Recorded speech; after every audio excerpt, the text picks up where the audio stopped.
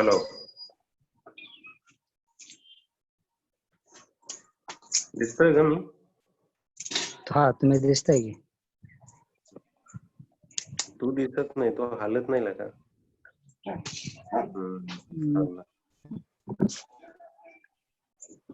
तू आणखीन लोकांना हे केलंय का? नाही, कुणाला नाही केलं, पण तिथे भरपूर लोक जमा झाले. जमा झाल्यात म्हणजे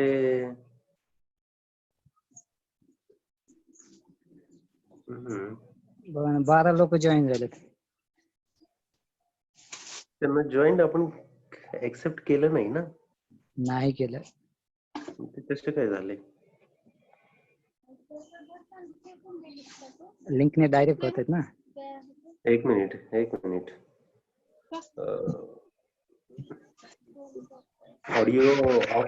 ऑडिओ ऑफ कर आणि मी कॉल करतो.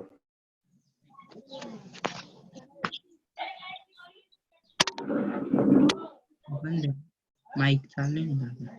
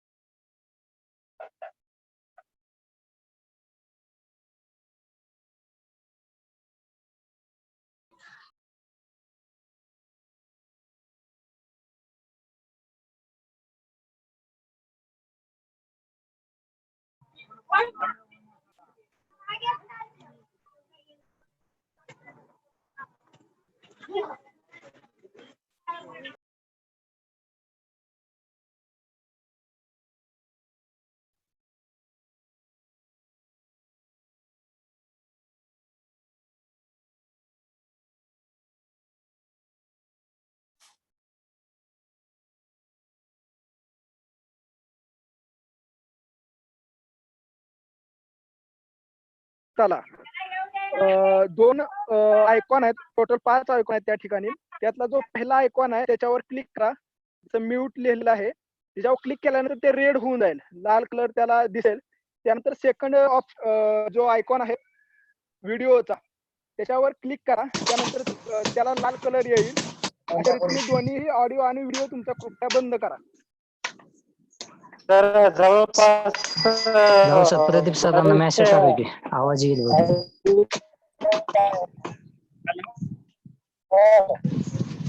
जवळपास बरेचसे ऑडिओ बंद आहेत. फक्त 3 ते 4 ऑन आहेत. एकूण त्यापैकी फक्त 2 ते 3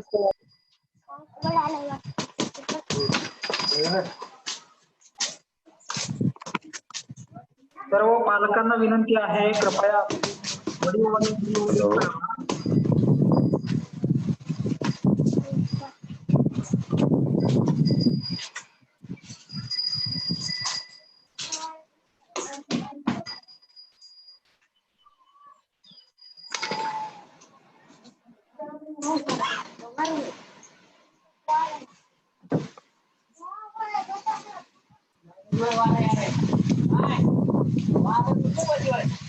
हॅलो, हॅलो.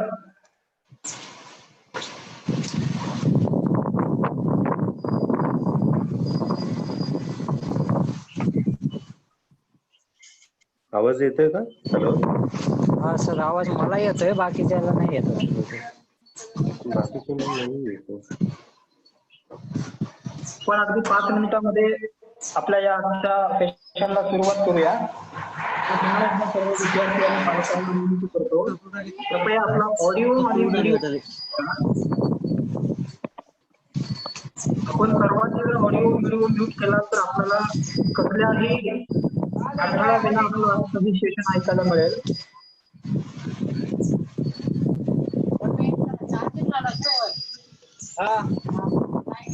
हॅलो, हॅलो, माझा आवाज येतोय?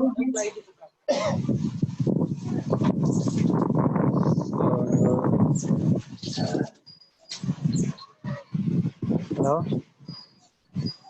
मला नाही आवाज येतोय कोणाचा. सर, माझा येतोय का आवाज? हो, गायकवाड सर नाही. थोड्या वेळात जॉईन होतील. आपण थोड्याच वेळामध्ये नाही. कार्यक्रमाला सुरुवात करूया.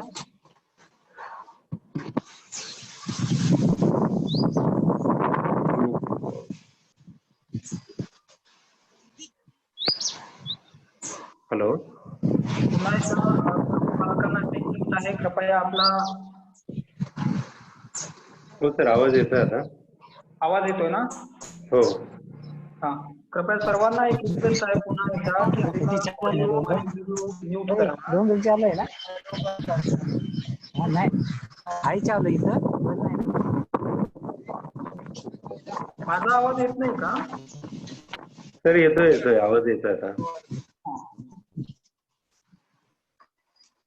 आजच्या या सेशनला जमलेल्या सर्व विद्यार्थी आणि पालकांचं मी अगदी मनापासून स्वागत करतो. आपण अगदी काही वेळामध्ये म्हणजे 2 ते 5 मिनिटांमध्ये आजच्या या सेशनला सुरुवात करूया. आपल्या आजच्या या कार्यक्रमाचे जे मुख्य उद्घाटक आहेत आदरणीय डॉक्टर कैलास गायकवाड, हे आपल्या या आजच्या कार्यक्रमाचं उद्घाटन करतील. त्याच्यानंतर प्राध्यापक प्रकाश नाईक सर हे आपल्याला ज्ञानसत्ता हे सर्व सत्तांचे मूळ आहे या विषयावरती मार्गदर्शन करणार आहेत. मी अगदी 2 मिनिटं तुम्हा सगळ्यांना थांबवतो पुन्हा एकदा, आणि पुन्हा एकदा सगळ्यांना रिक्वेस्ट करतो की कृपया आपला व्हिडिओ आणि ऑडिओ म्यूट करून पाहावं, जेणेकरून आपल्याला कुठल्याही अडथळ्याशिवाय आजचं हे सेशन ऐकायला मिळेल. पुन्हा एकदा सगळ्यांना रिक्वेस्ट आहे की आपला ऑडिओ आणि व्हिडिओ म्यूट करावा.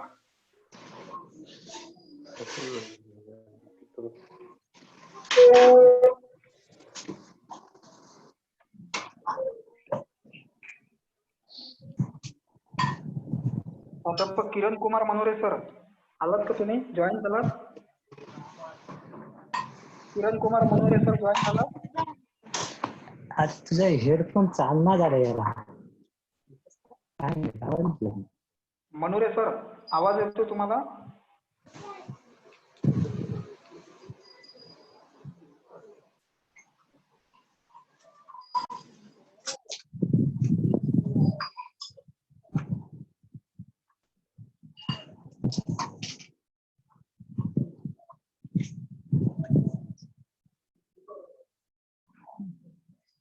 आवाज येत नाही.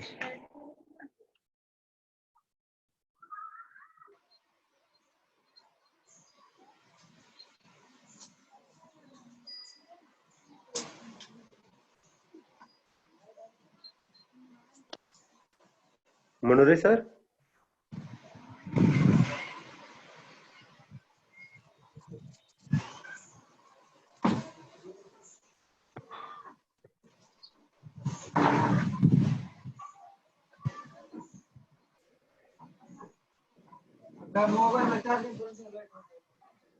राहुल सर, आवाज येत नाही का? हा, आता आवाज येतोय का सगळ्यांना? हो सर. मी सर्व विद्यार्थी आणि पालकांचं पुन्हा एकदा आजच्या या ज्ञानसत्ता अभियानाच्या पहिल्या सत्रामध्ये सहर्ष स्वागत करतो. मित्रांनो, आपलं हे आजचं ज्ञानसत्ता व शिक्षण जागृती अभियान याचं पहिलं पुष्प आहे. हा ज्ञान समाजाचं पहिलं पुष्प आहे. मातंग समाजामध्ये आपण जर विचार केला तर वेगवेगळ्या सामाजिक लेवलवरच्या चळवळी सुरू असतात. शिक्षण हा अतिशय महत्वाचा मुद्दा आहे, ज्याकडे समाजातल्या अनेक चळवळीचं, नेत्यांचं, कार्यकर्त्यांचं बऱ्यापैकी दुर्लक्ष झालेलं आहे. परिणामी आपलं विविध क्षेत्रामधलं जे स्थान, हे स्थान भक्कम करण्यात मात्र समाज कुठेतरी कमी पडतो आहे. म्हणून आमच्या लक्षात आलं, म्हणजे आम्ही सर्वांनी मिळून असं ठरवलं की ज्ञानसत्ता जर आम्ही प्राप्त केली तर देशामधल्या ज्या विविध सत्ता आहेत, अर्थसत्ता असेल, राजसत्ता असेल, सांस्कृतिक सत्ता असेल आणि सामाजिक सत्ता असेल, त्या सर्व सत्ता आपल्याला हस्तगत करणं आणि सोपं होईल. म्हणून ज्ञानसत्तेमध्ये सुरुवातीला आपलं स्थान भक्कम करण्याच्या अनुषंगाने आपण आपल्या समाजामध्ये ऑनलाईन पद्धतीनं ज्ञानसत्ता व शिक्षण जागृती अभियान मला दिलेला मानस आपण मनी बाळगलेला आहे. आणि त्याची सुरुवात आज आपण डॉक्टर कैलास गायकवाड सर यांच्या उद्घाटकीय भाषणाने करणार आहोत. आदरणीय गायकवाड सरांच्या भाषणानंतर प्राध्यापक प्रकाश नाईक सर हे ज्ञानसत्ता सर्व सत्तांचे मूळ आहे या विषयावरती आपले विचार या ठिकाणी आपल्या सर्वांना व्यक्त करणार आहेत सर्वांच्या पुढे. मी याच्या ज्ञानसत्ता अभियानाच्या पहिल्या पुष्पाचं प्रास्ताविक करण्यासाठी प्राध्यापक किरण मनोरे सर यांना रिक्वेस्ट करतो की त्यांनी आजच्या या कार्यक्रमाचं ज्ञानसत्ता अभियानाच्या उद्घाटकीय सत्राचं प्रास्ताविक करावं. प्राध्यापक किरण मनोरे सर.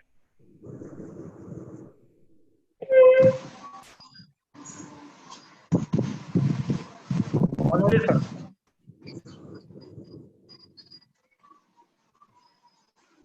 मनोरे सर, आवाज येतो तुम्हाला?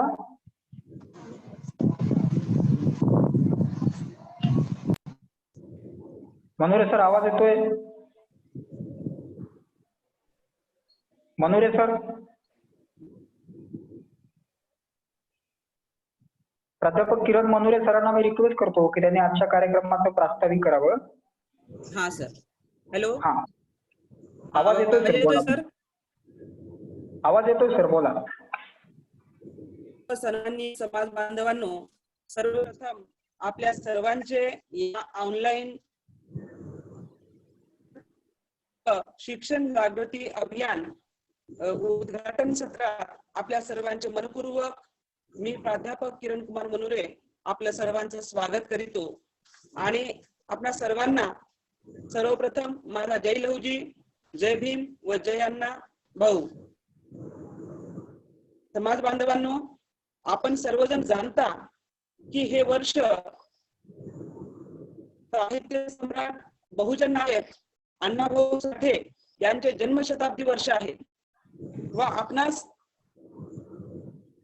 आपण हे सर्व जाणता की स्वातंत्र्याच्या प्राप्तीनंतर मातंग समाज आणि इतर समाजाच्या तुलनेत सामाजिक, आर्थिक, राजकीय, शैक्षणिक, औद्योगिक नेमकी प्रगती आणि प्रगतीची दिशा व वास्तव स्थिती काय आहे या संदर्भात आपण थोडेसे तार्किकतेने विचार केल्यास आपणास हे देखील लक्षात येते की स्वातंत्र्य प्राप्तीपासून आजपर्यंत विविध क्षेत्रात ज्या गतीनं, ज्या तीव्रतेनं आपला समुदाय विकासाकडे वाटचाल करण्याचा होता तो वाटचाल झालेली नाही हे देखील प्रकर्षाने आपणास या ठिकाणी सार्वत्रिक देशांतर्गत आपणास दिसून येते.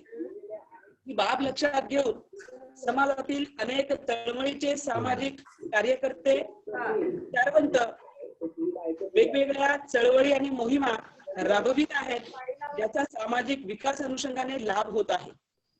परंतु प्रामुख्याने एक भाग जो मागे पडतो आहे तो भाग म्हणजे शैक्षणिक विकास.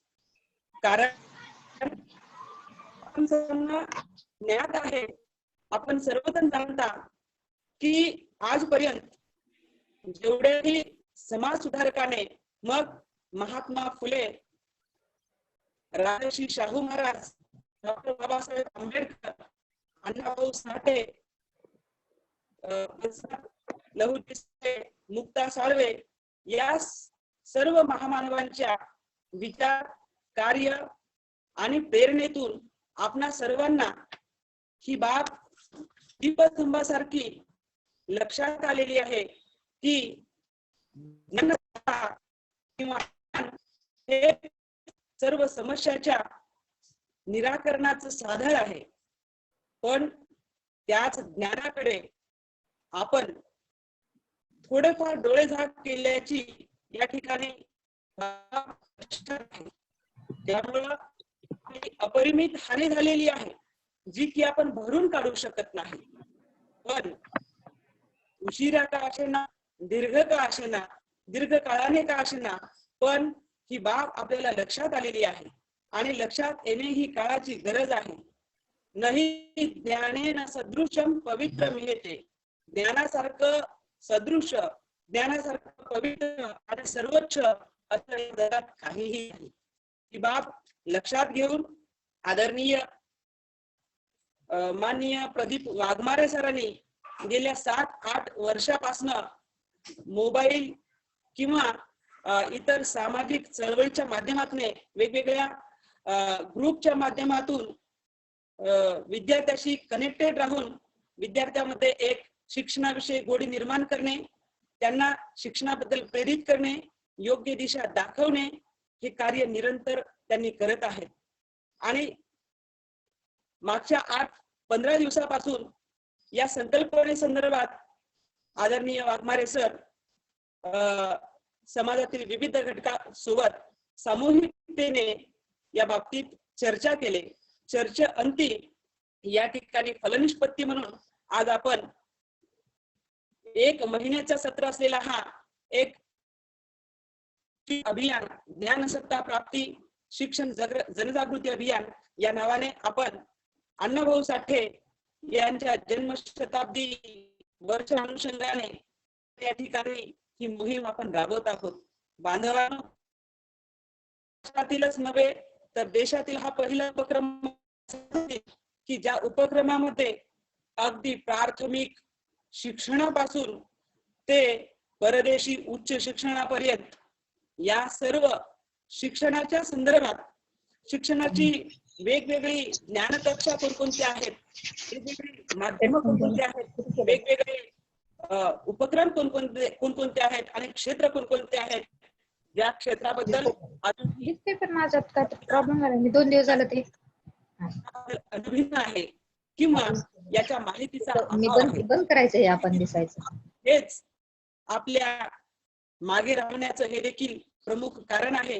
ही बाब लक्षात घेऊन ज्ञानसत्तेची सर्व क्षेत्रे आपणास परिचित व्हावी आणि आपल्या समाज बांधवातील मुलांमध्ये सुद्धा प्रचंड अशा सुप्त क्षमता आहेत, गुणवत्ता आहे, ठासून आणि टिचून भरलेली आहे. पण त्या गुणवत्तेला योग्य वेळी योग्य मार्गदर्शन, अचूक तज्ञ व्यक्तीच्या माध्यमातून मिळाल्यास नक्कीच आपला समाज बांधव आणि समाजातील युवक निरंतर शाश्वत अशी प्रगती करतील. ही बाब लक्षात घेऊन आदरणीय वाघमारे सरांनी असाही एकही क्षेत्र सोडलेला नाही. आपण सर्वांनी नियोजन कार्यक्रम पाहिला असालच, ज्या कार्यक्रमामध्ये प्राथमिक शिक्षणामधील जे तज्ञ व्यक्ती आहेत अशाच तज्ञ व्यक्तींना मार्गदर्शक म्हणून या ठिकाणी शोधून काढून त्यांच्यापर्यंत पोहोचून त्यांना कन्व्हिन्स करून त्यांना मार्गदर्शनासाठी या ठिकाणी आमंत्रित केले आहे. बांधवांनो, प्रत्येक मोहिमेला जोपर्यंत आपण सार्वत्रिक आणि मोहीम सुरू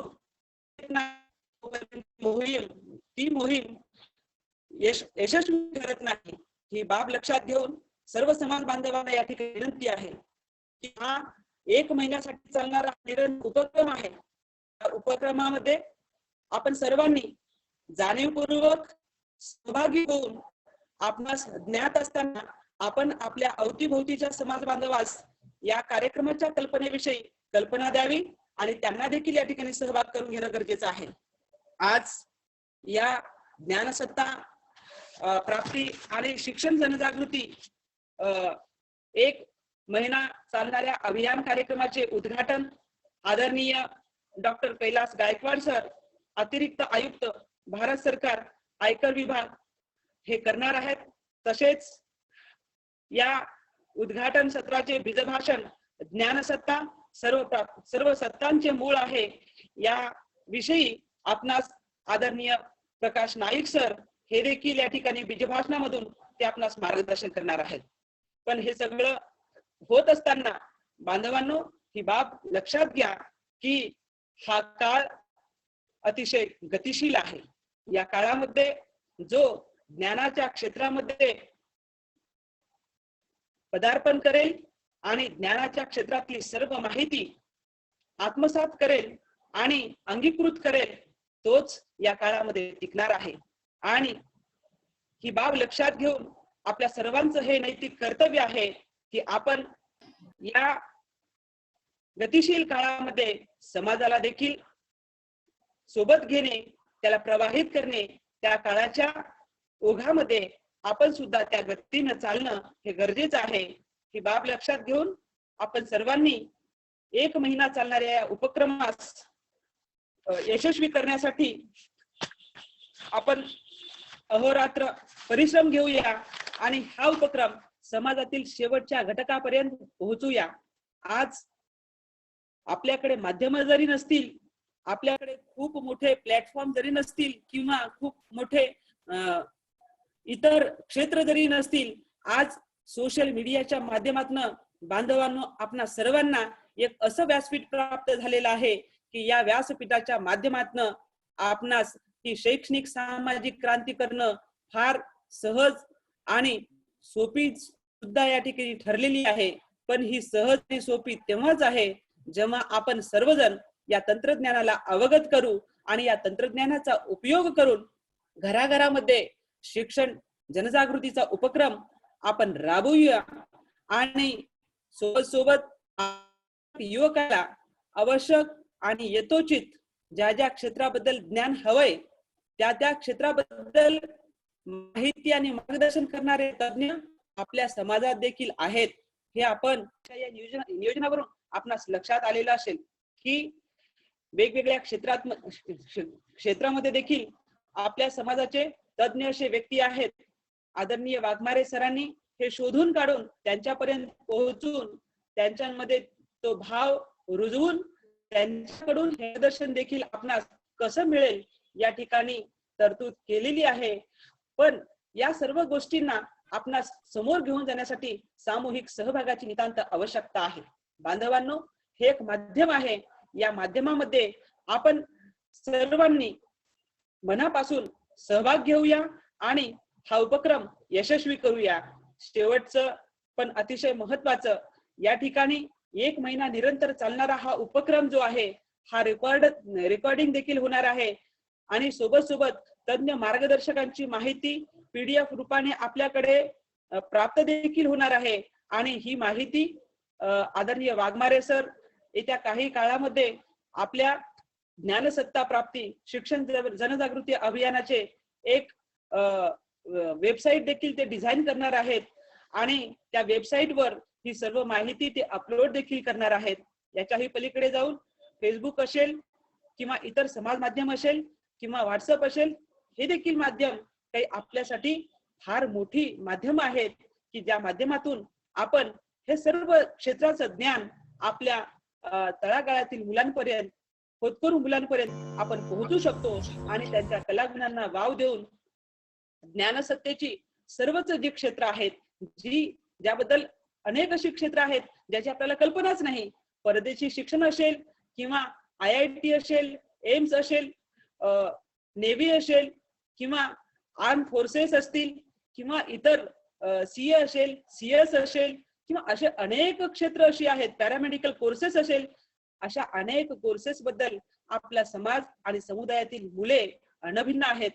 एक पारंपरिक दृष्टिकोन ठरलेला आहे, त्या पारंपरिक दृष्टिकोनाच्या पलीकडे किंवा चौकटीच्या पलीकडे आपण पाहण्याचा विचार करत नाही. आपण बऱ्याच अनुषंगाने कला क्षेत्र, विज्ञान क्षेत्र आणि वाणिज्य क्षेत्र, तसेच खूप झाल्यास मेडिकल आणि इंजिनिअरिंग, पण याच्याही पलीकडे जी क्षेत्र आहेत ती क्षेत्रे शोधणे आणि त्याच्याबद्दल पुरेपूर माहिती घेणे आणि त्या क्षेत्रात प्रवेशित करणे आणि प्रवेशित करून माऱ्याच्या आणि मोक्याच्या जागा प्राप्त करणे आणि आपल्या समाजाचं प्राबल्य प्रस्थापित करणं ही काळाची गरज आहे. ही गरज ओळखून एकंदर हा नियोजन करण्यात आलेला आहे. प्रत्येक जो सत्र होणार आहे तो 1 दिवसाआड सत्र जरी होत असेल तरी आपण खंड न पाडता प्रत्येक हवं आणि प्रत्येक सत्रातील हे मार्गदर्शन आपण प्राप्त करावं. सर्वांना विनंती आहे. या ठिकाणी मला प्रास्ताविक करण्याची संधी प्राप्त करून दिली त्याबद्दल मी आदरणीय प्रदीप वाघमारे सर आणि सर्व चमूंचे, सर्व समाज बांधवांचे मी खूप खूप आभारी आहे. आणि या उपक्रमात सहभागी करून घेतल्याबद्दल आणि होण्याची संधी मिळाल्याबद्दल या मनस्वी आज आनंद प्राप्त होत आहे. आणि मी देखील आज या ठिकाणी संकल्प करतो की तसं निरंतर आम्ही देखील विदर्भ क्षेत्रामध्ये आदरणीय प्रभाकर शिंदे सरांच्या नेतृत्वाखाली इकडे सुद्धा आम्ही काम करतोच आहोत.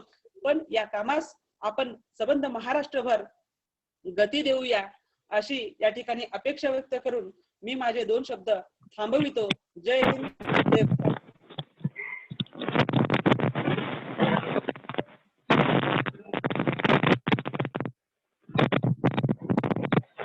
धन्यवाद.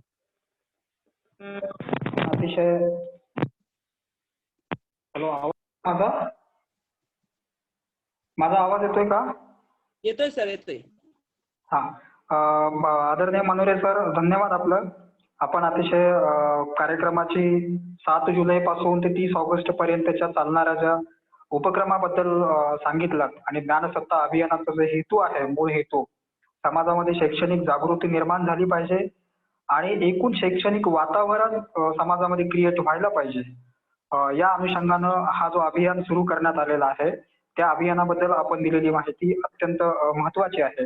मी आपला जास्त वेळ न घेता आदरणीय डॉक्टर कैलास गायकवाड सर आजच्या या कार्यक्रमाचे उद्घाटन म्हणजे एकूणच या मातंग समाजामधला जो नाविन्यपूर्ण प्रयोग आहे शिक्षणावर चालू असलेला शैक्षणिक जागृती अभियान व ज्ञानसत्ता प्राप्ती अभियान. आपण राजसत्ता मागत नाही, राजसत्ता मागण्याच्या आधी ज्ञानसत्ता मागतो आहोत. ज्ञानसत्ता प्राप्ती अभियानाच्या सुरुवातीचं जे उद्घाटन सत्र आहे त्याचं उद्घाटन आदरणीय डॉक्टर कैलास गायकवाड सर आपलं मार्गदर्शन करून करणार आहेत. मी डॉक्टर गायकवाड सरांना विनंती करतो की आपण आजच्या या कार्यक्रमाचं उद्घाटनपर मार्गदर्शन करावं. आदरणीय डॉक्टर कैलास गायकवाड सर.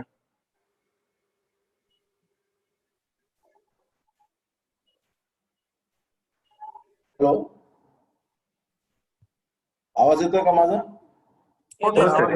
येतोय आवाज. मित्रांनो आणि समाज बांधवांनो, सर्वांना सप्रेम जय जय.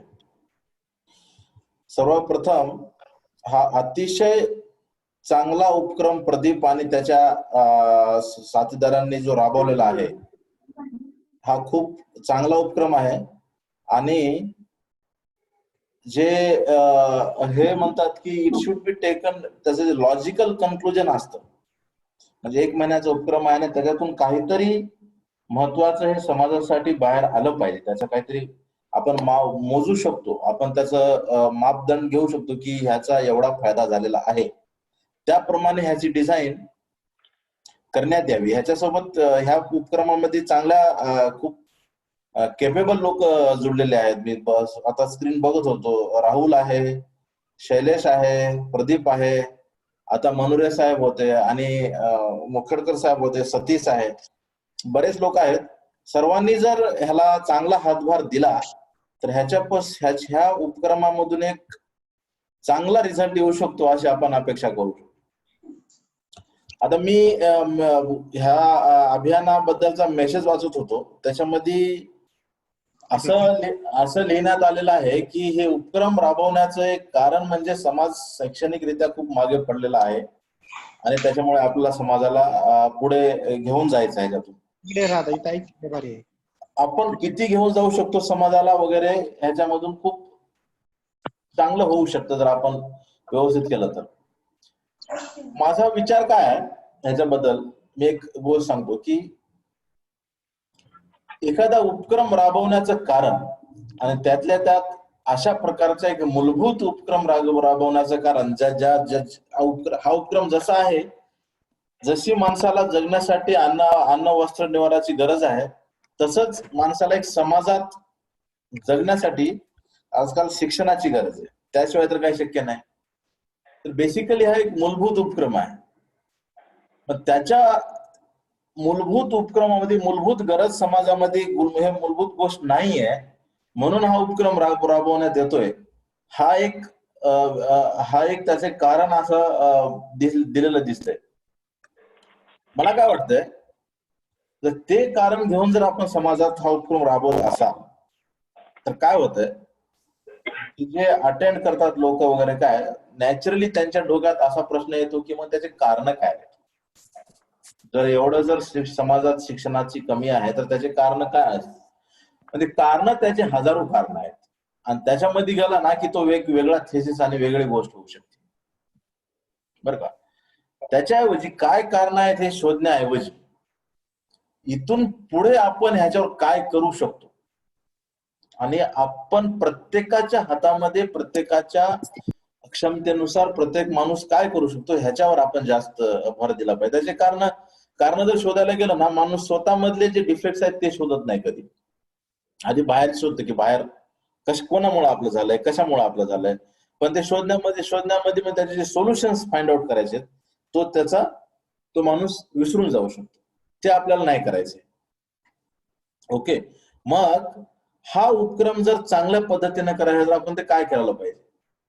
आता हा उपक्रम कॉम्प्युटरवर झूमद्वारे किंवा डिफरंट ऍपद्वारे समाजातील जागृत आणि नुसतं शिक्षित नाही शिक्षित आणि जागृत असलेल्या बेसिकली युवक पिढीने हा चालू केलेला उपक्रम आहे.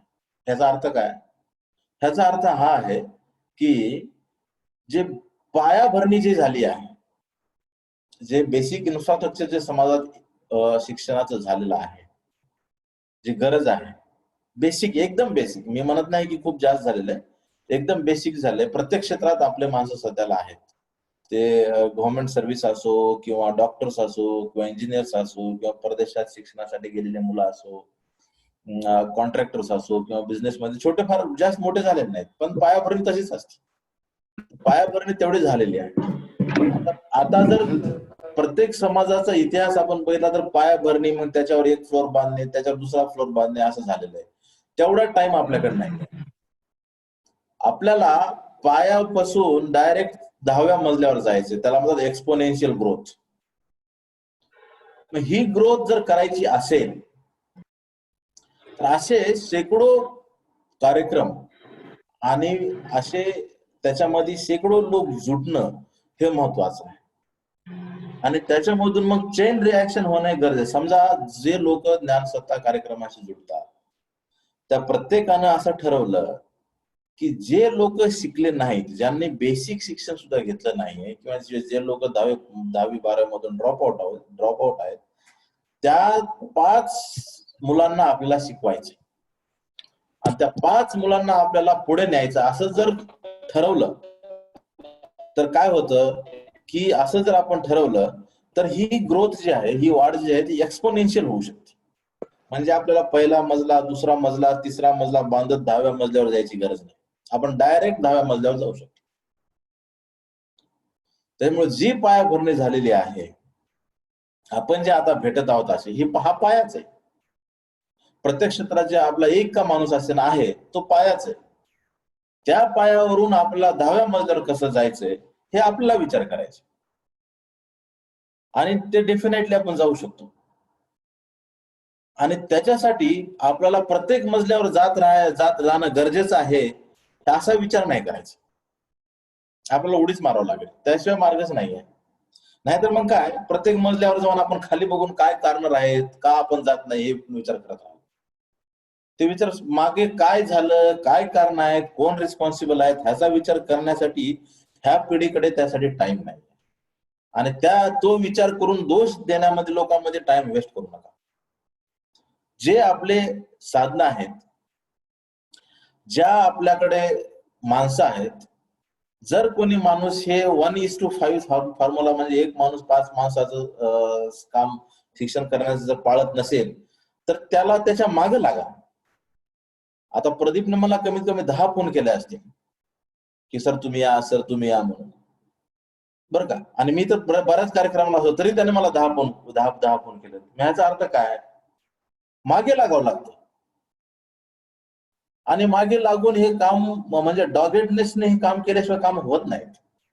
आणि त्याच्याशिवाय दुसरा मार्ग नाहीये. दुसरा मार्ग असा होऊ शकतो की आपल्याला दुसरं कारण असं शोधतात आपले लोक की आपला समाज पुढे गेला नाही त्याच्यामुळे, कारण आपल्याकडे साधनं नाहीत. आपल्याकडे बऱ्याच आपले जे लोक आहेत त्यांची साधनं शेअर करत नाहीत. 100% मान्य आहे. परंतु जर तंबाखू घेऊन चोळत बसून हे चर्चा करायचं असेल तर चर्चा करण्यासाठी 1000 विषय आहेत आणि त्याच्यामध्ये हा मेजर विषय आहे. साधनं नाहीत आणि कारण शोधणे हा मेजर विषय आहे. परंतु तेच जर आपण त्याचं सोल्युशन काय होऊ शकतं हे जर विचार केला तर ते खूप चांगलं होऊ शकतं. कसं आहे, समाज पूर्ण शिक्षित करणे आणि समाजाला 10व्या मजल्यावर घेऊन जाणे ही एक महत्वाकांक्षा आहे. ती महत्वाकांक्षा बाळगायची का न बाळगायची ह्या आपला चॉईस आहे. तो चॉईस ज्ञानसत्ता अभियानातून ह्यांनी तो पॉझिटिव्ह ठरला. तो चॉईस यांनी अंगीकृत केलाय की आम्ही हे आव्हान घेणार.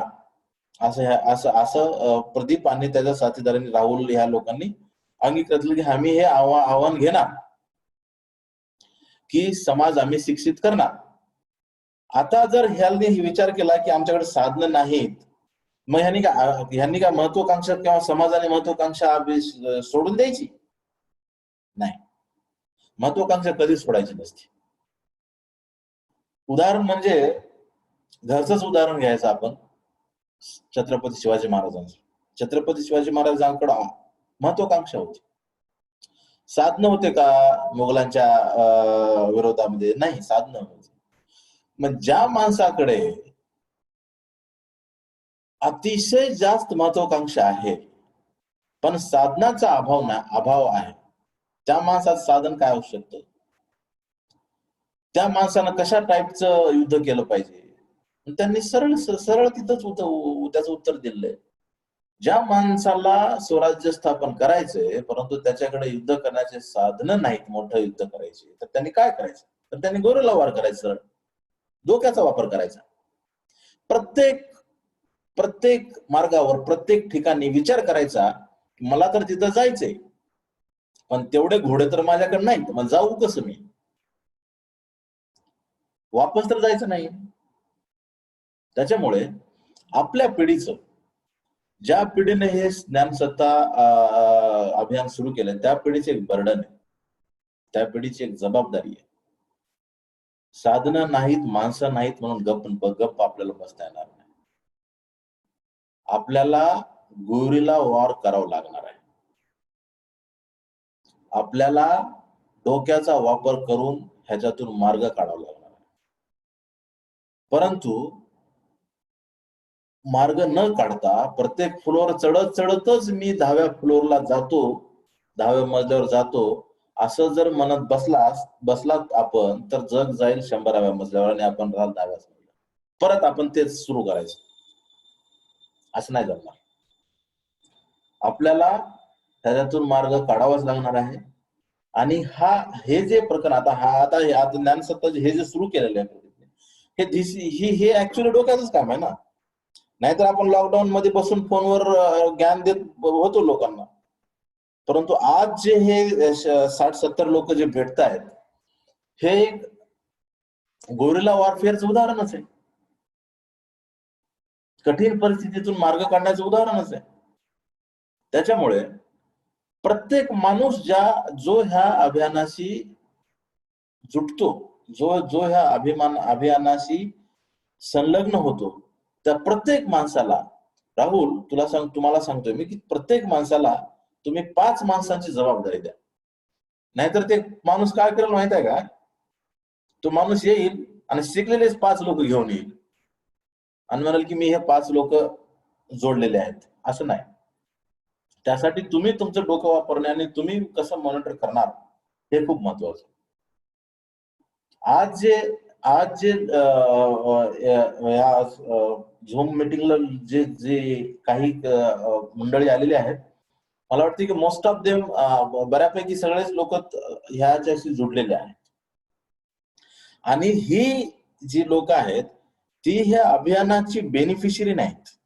म्हणजे त्यांना या अभियानाचा फायदा होईल, ह्या शिक्षणाच्या अभियानाचा फायदा होईल असं असण्यापेक्षा हे ह्या अभियानाचे कंडक्टर्स आहेत. They will carry this movement further.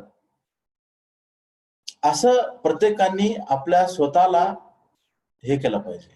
हे अभियान म्हणजे त्याच लोकांनी परत परत एक दोन दिवसाला भेटत राहणे आणि त्याच लोकांच्या मध्ये अभियान जर चालवत असेल तर तुम्ही पहिल्याच मजल्यावर राहणार.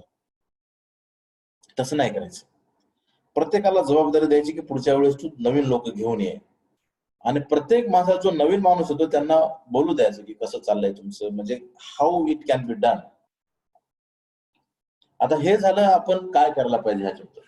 आता हे कसं करायला पाहिजे ह्याच्याबद्दल कसं आहे, तर ह्या अभियानातून आपण एक करू शकतो की हे जे आहे की ड्रॉप आउटचा प्रॉब्लेम किंवा कुठली मदत लागेल लोकांना जी क्रिटिकल मदत आहे, ज्याच्यामुळे लोक शाळेत जात नाहीत, ज्याच्यामुळे लोक शिक्षण घेत नाहीत, असे क्रिटिकल एरियाज आयडेंटिफाय करण्यासाठी एक मीटिंग घेतली पाहिजे. मग ते क्रिटिकल एरियाचं सोल्युशन्स काय आहेत हे ह्याच्यासाठी एक मीटिंग घेतली पाहिजे. क्रिटिकल एरियाचे सोल्युशन्स भेटल्यानंतर त्या सोल्युशन्सची जबाबदारी, ते सोल्युशन्स पुढे समाजात किती प्रमाणे किती लोकांपर्यंत पोहोचले पाहिजे त्याची जबाबदारी कोण घेणार आहे. कारण ह्या पद्धतीने कोविड काही दिवस चालणार, 6 महिने 7 महिने 8 महिने जितके बी दिवस चालेल, आपल्याला आपल्यालाच नाही जगात कोणालाच माहित नाही किती दिवस चालणार. पण जेव्हा केव्हा ती कोविड जाणार तर डेफिनेटली आहेच, जेव्हा जाईल त्यावेळेस आपण आपल्या आराखडा आणि आपली जी वर्कची जी सिस्टीम आहे त्या सगळ्या सिस्टीम सहित आपण रेडी असलं पाहिजे समाजात डायरेक्टली इम्प्लिमेंट करण्यात. आता काही कारणास्तव जेवढं काम होऊ शकतं ते लिमिटेड काम आहे. डायरेक्ट ग्राउंडवर काम होणं थोडं मुश्किल आहे, कारण ज्याचे जे बेनिफिशरी आहेत ते बेनिफिशरीना आपण अशा माध्यमाद्वारे शिक्षण देणं थोडं डिफिकल्ट आहे आणि त्यांना लोक जुळणार नाहीत जास्त. परंतु आपण कसं काम हे पुढे करू शकतो त्याचा पूर्णच्या पूर्ण 100% प्लॅन ह्या माध्यमातून डेफिनेटली तयार होऊ शकतो. आणि पूर्णच्या पूर्ण प्लॅन तयार करण्यासाठी जेवढे लोक आपल्याला गरजेचे आहेत, मी आता पूर्ण जवळपास मी जेव्हा चालू केलं त्यावेळेस 63 काहीतरी लोक होते, त्या 63 लोकांचे व्यवस्थित स्कॅन केलेलं आहे. We have almost people from all the fields आणि सतीश सारखे एकदम सगळीकडे अवेलेबल असणारे इफिशियंट लोक आपल्याकडे आहेत. तर त्यांचा आपण वापर करून किंवा त्यांना आपण त्यांच्या एक नेटवर्कचा वापर करून हे कशी भरभक्कम प्लॅनिंग होऊ शकते आणि आपण हे पुढे कसं नेऊ शकतो ह्याची आपण व्यवस्थित इथं प्लॅनिंग करू शकतो. त्याच्यामुळे इथून पुढच्या जेवढं शक्य आहे तेवढं मॅक्झिमम कार्यक्रमाला मी अवेलेबल राहीलच. आणि अशा प्रकारे मी तुमच्या ह्या उपक्रमाला खूप जास्त I am very appreciative of it and मी तुम्हाला शुभेच्छा देतो आणि पुढे हा कार्यक्रम ही मोहीम सुरू झाली असं जाहीर करतो. धन्यवाद. धन्यवाद सर, आपण आम्हाला वेळ दिला आणि समाजाच्या ज्ञानसत्ता अभियानाची तुम्ही सुरुवात केला. मी उपस्थित सर्व पाहुण्यांच्या सर्व विद्यार्थी आणि पालकांच्या वतीनं आपलं आभार मानतो. आपण नेहमीच अगदी कृतीशील कार्यक्रमाला महत्व देत आलात आणि नेहमीच आपण कृती करण्याला जास्त फोर्स करत आलात आणि आमच्या शिक्षण घेणाऱ्या विद्यार्थी असतील किंवा पालक असतील सर्वांच्या पाठीमागे आपण अतिशय महत्वाची भूमिका बजावत आलेला आहात. त्याबद्दल मी आपला आभार मानतो. आणि या माध्यमातून ज्ञानसत्ता अभियानाच्या माध्यमातून शैक्षणिक जागृती आणि शिक्षणावरचा जो वर्किंग प्लॅन आहे तो निश्चितच आपण आपल्या सर्वांच्या मार्गदर्शनाखाली ठरवूया आणि याला आपण नेटाने पुढे नेण्याचा प्रयत्न करूया. यानंतर आजच्या या सत्राचा जो मुख्य विषय आहे म्हणजे तो विषय ज्ञानसत्ता हे सर्व सत्तांचं मूळ आहे. अर्थातच ज्ञानसत्ता प्राप्तीनंतर देशामधल्या सर्व सत्तांमध्ये आपलं स्थान मजबूत करता येऊ शकतं ही भूमिका आमची आहे. म्हणून हा विषय म्हणजे एकूण संपूर्ण अभियानाचा मूळ गाभा आहे आणि या गाभ्यावरती मार्गदर्शन करण्यासाठी मी या ठिकाणी पाचारण करतोय प्राध्यापक प्रकाश नाईक सर.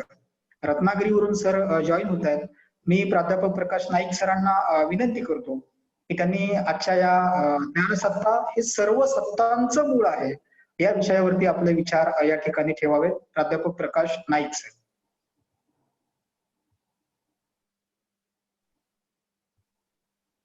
नाईक सर, आवाज येतोय नाईक सर?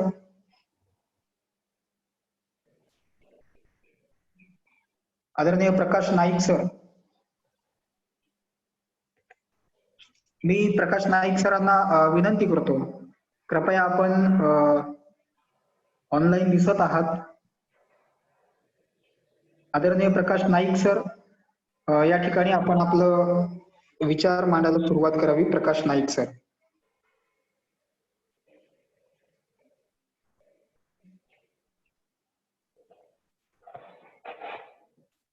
नाईक सर, तुम्ही अनम्यूट करा. व्हिडिओ आणि ऑडिओ दोन्ही अनम्यूट करा.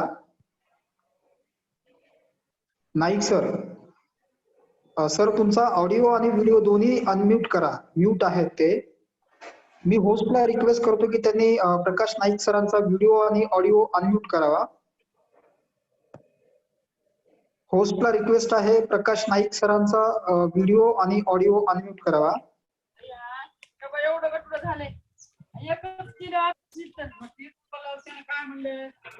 प्रकाश Naik sir.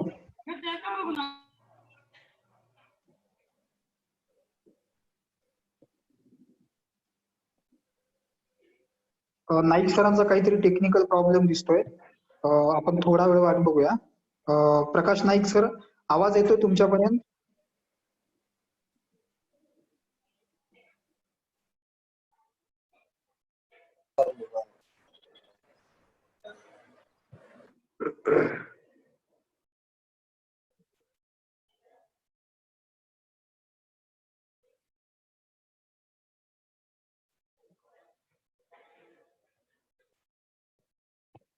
Hello.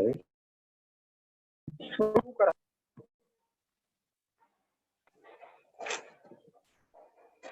Naik sir येत आहेत. सर तुमचा आवाज अनम्यूट करा.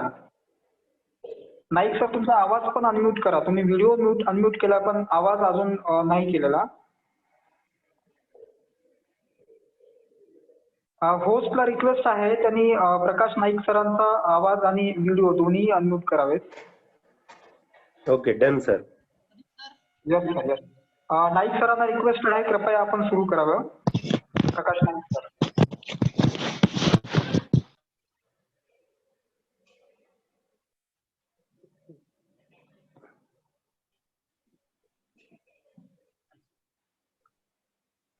प्रकाश नाईक सर. हा सर, आवाज येतोय तुमचा, बोला सर. हॅलो सर, आवाज येतोय तुमचा, सुरू करा तुम्ही. नाईक सर, आवाज येतोय तुमचा, तुम्ही सुरू करा बोलायला. प्रदीप सर, आवाज येतोय का? हो हो, आवाज येतोय हो सर, बोला सर, तुम्ही. येतोय आवाज. प्रदीप सर, आवाज येतोय का आवाज माझा? आवाज येतोय सर, आवाज येतोय. हॅलो हो सर, आवाज सर, येतोय. तुम्ही बोला.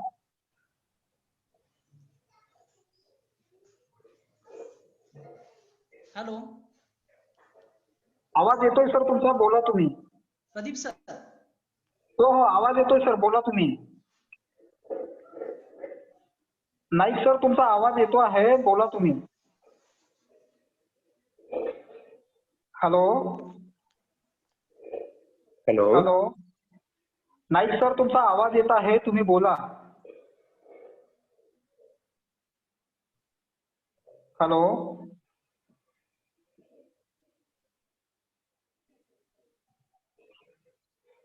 प्रकाश नाईक सर, तुमचा आवाज येतो आहे, बोला तुम्ही. सर, काही टेक्निकल इश्यू झालाय मे बी.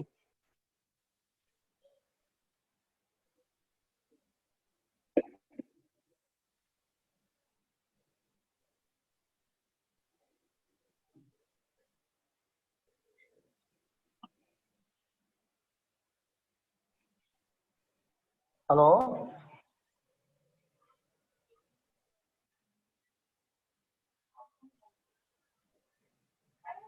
आवाज येत नाही.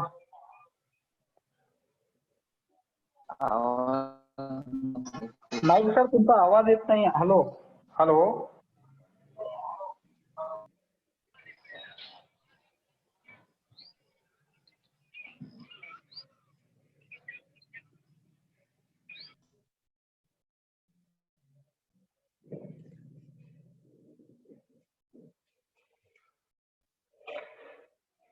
The mics are unable to connect.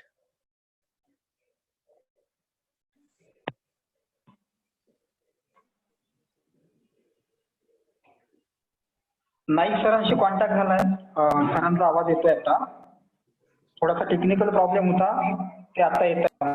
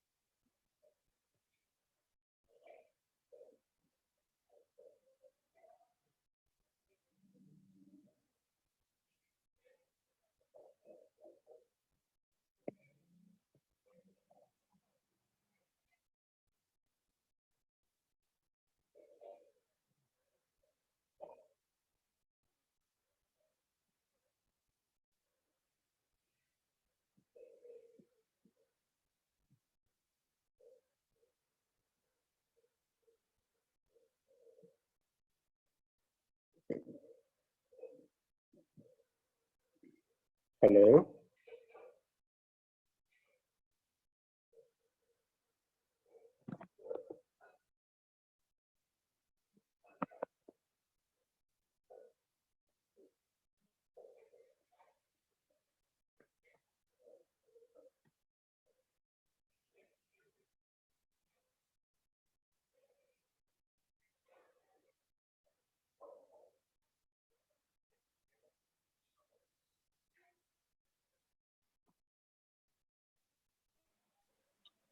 Naik sir आवाज येत नाही तुमचा. हॅलो हॅलो हॅलो, माझा आवाज येतो का सगळ्यांपर्यंत? हॅलो. हो माझा सर. आवाज येतो ना? हो सर, आवाज येतोय. नाईक सरांचा आवाज येत नाही. सर नाईक सरांचं येत नाही. त्यांना पुन्हा डिस्कनेक्ट करून कनेक्ट लिंक वरून कनेक्ट येस एकच मिनिट मी करता येईल. कॉल करतो. मी एकच मिनिट थांबा. होल्ड. हो.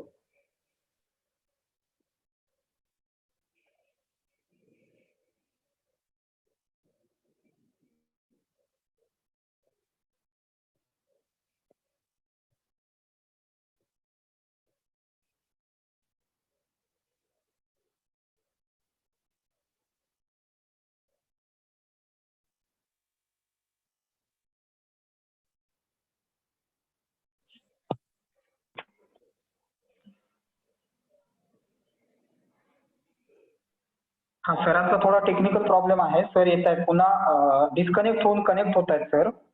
होस्टला रिक्वेस्ट आहे की त्यांची रिक्वेस्ट ऍक्सेप्ट करावी. Yes sir.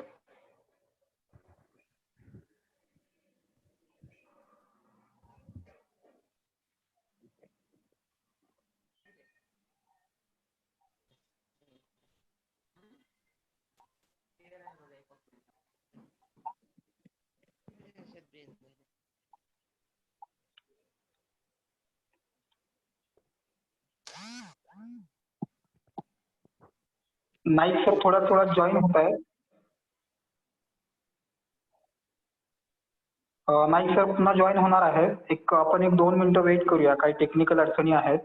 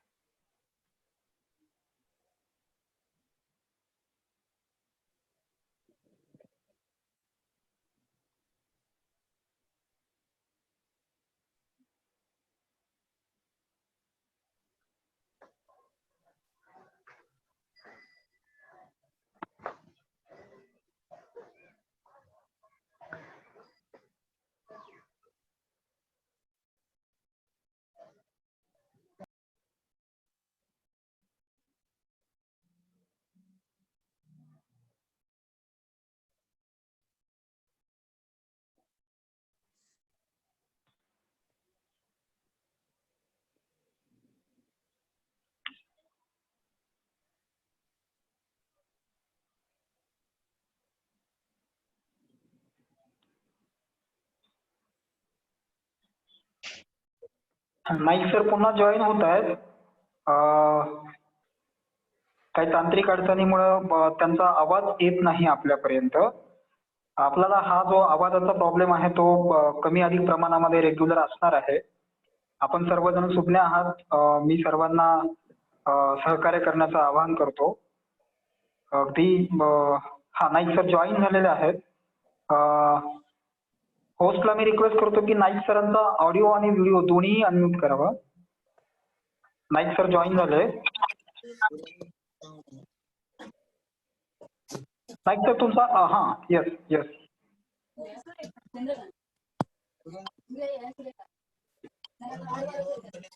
सर तुमचा माईक हेडफोनचा काहीतरी प्रॉब्लेम दिसतो. तुम्ही हेडफोन काढून बोला सर.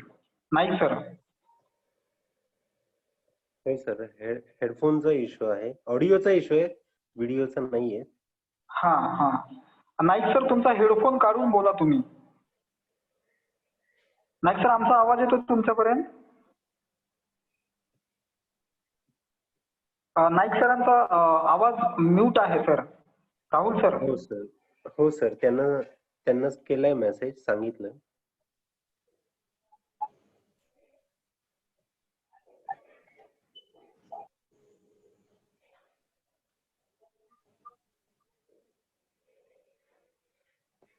हॅलो. हा सर आवाज येतोय आता, बोला. नाईक सर आवाज येतोय, बोला. हॅलो, आवाज येतोय? हो सर, आवाज येतोय, आवाज येतोय.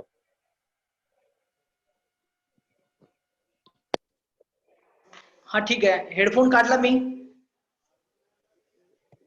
ओके. प्रदीप सर आपल्या सूचनेप्रमाणे मी हेडफोन काढलाय. ओके. हॅलो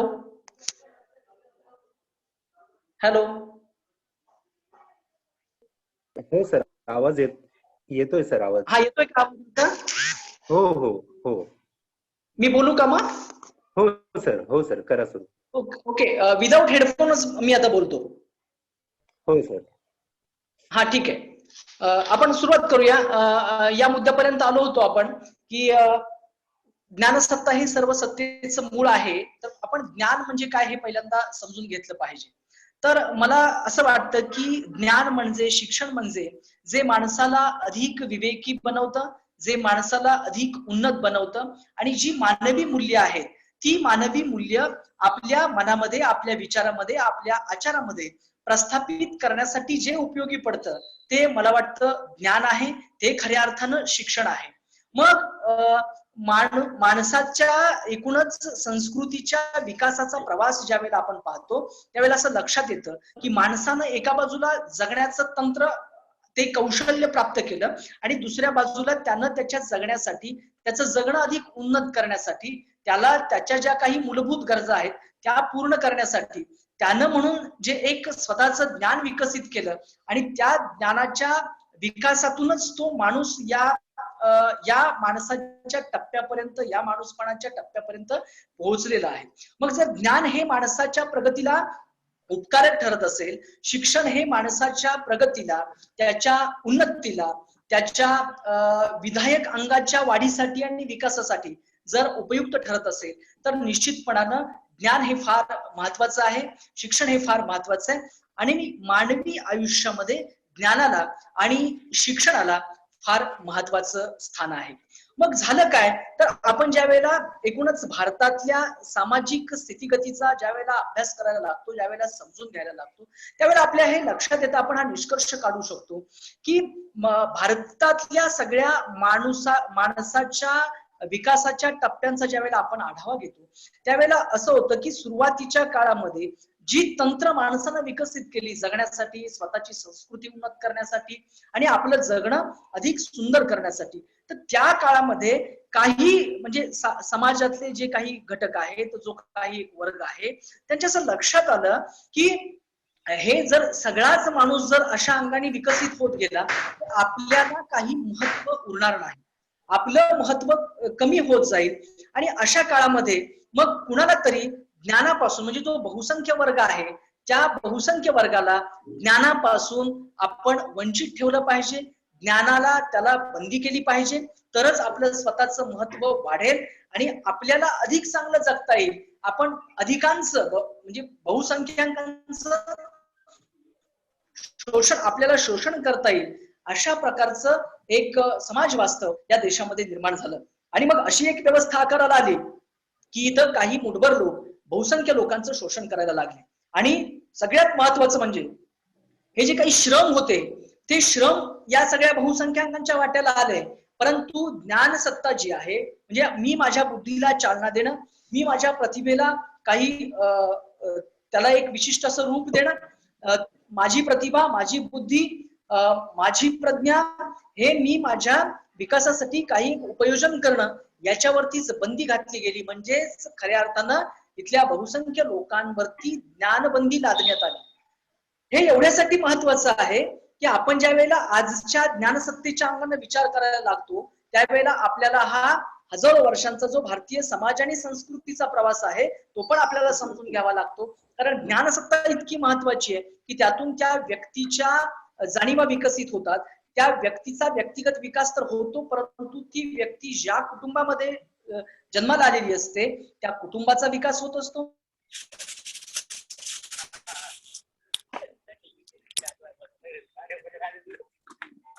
आणि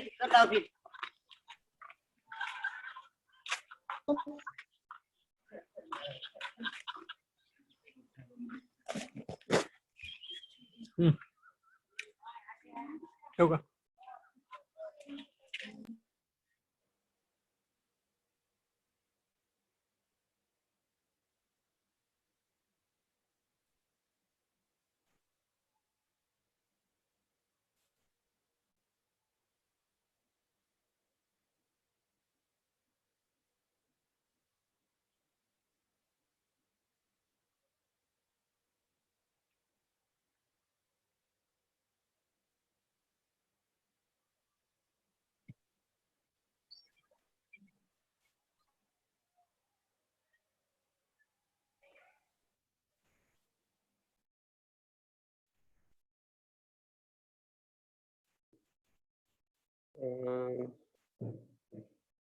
सर आवाज येत नाहीये सरांचा.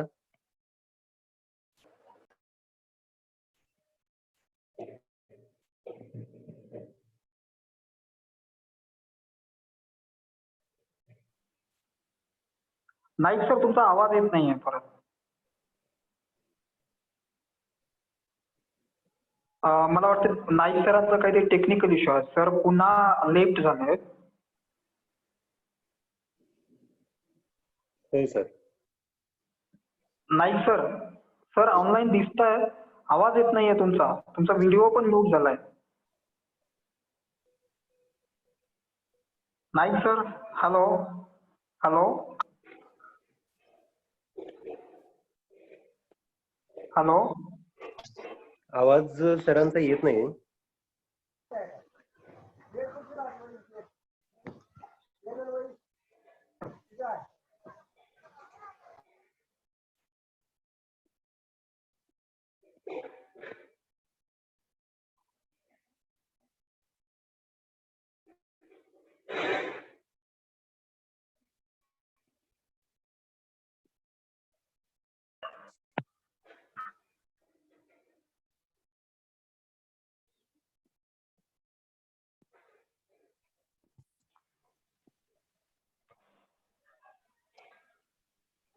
सरांचा नेटवर्क इश्यू आहे थोडासा.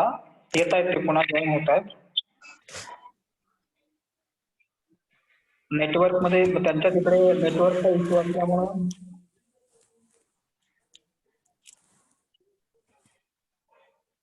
काही पालक आणि विद्यार्थ्यांचे अजूनही ऑडिओ आणि व्हिडिओ अनम्यूट आहेत. मी त्यांना रिक्वेस्ट करतो की त्यांनी आपले ऑडिओ आणि व्हिडिओ दोन्ही म्यूट करा, जेणेकरून आपल्याला कसलाही व्यत्यय न येता हे सगळं कार्यक्रम ऐकायला मिळेल.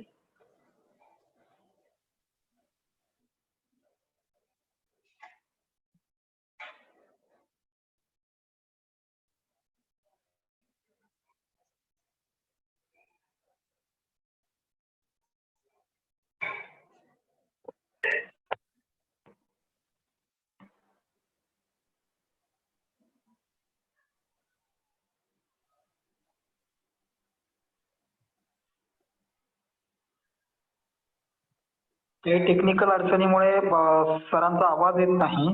सर होत आहेत पुन्हा जॉईन. कृपया सर्वांना सर्व पालक आणि विद्यार्थ्यांना विनंती आहे की आपले व्हिडिओ बंद करा.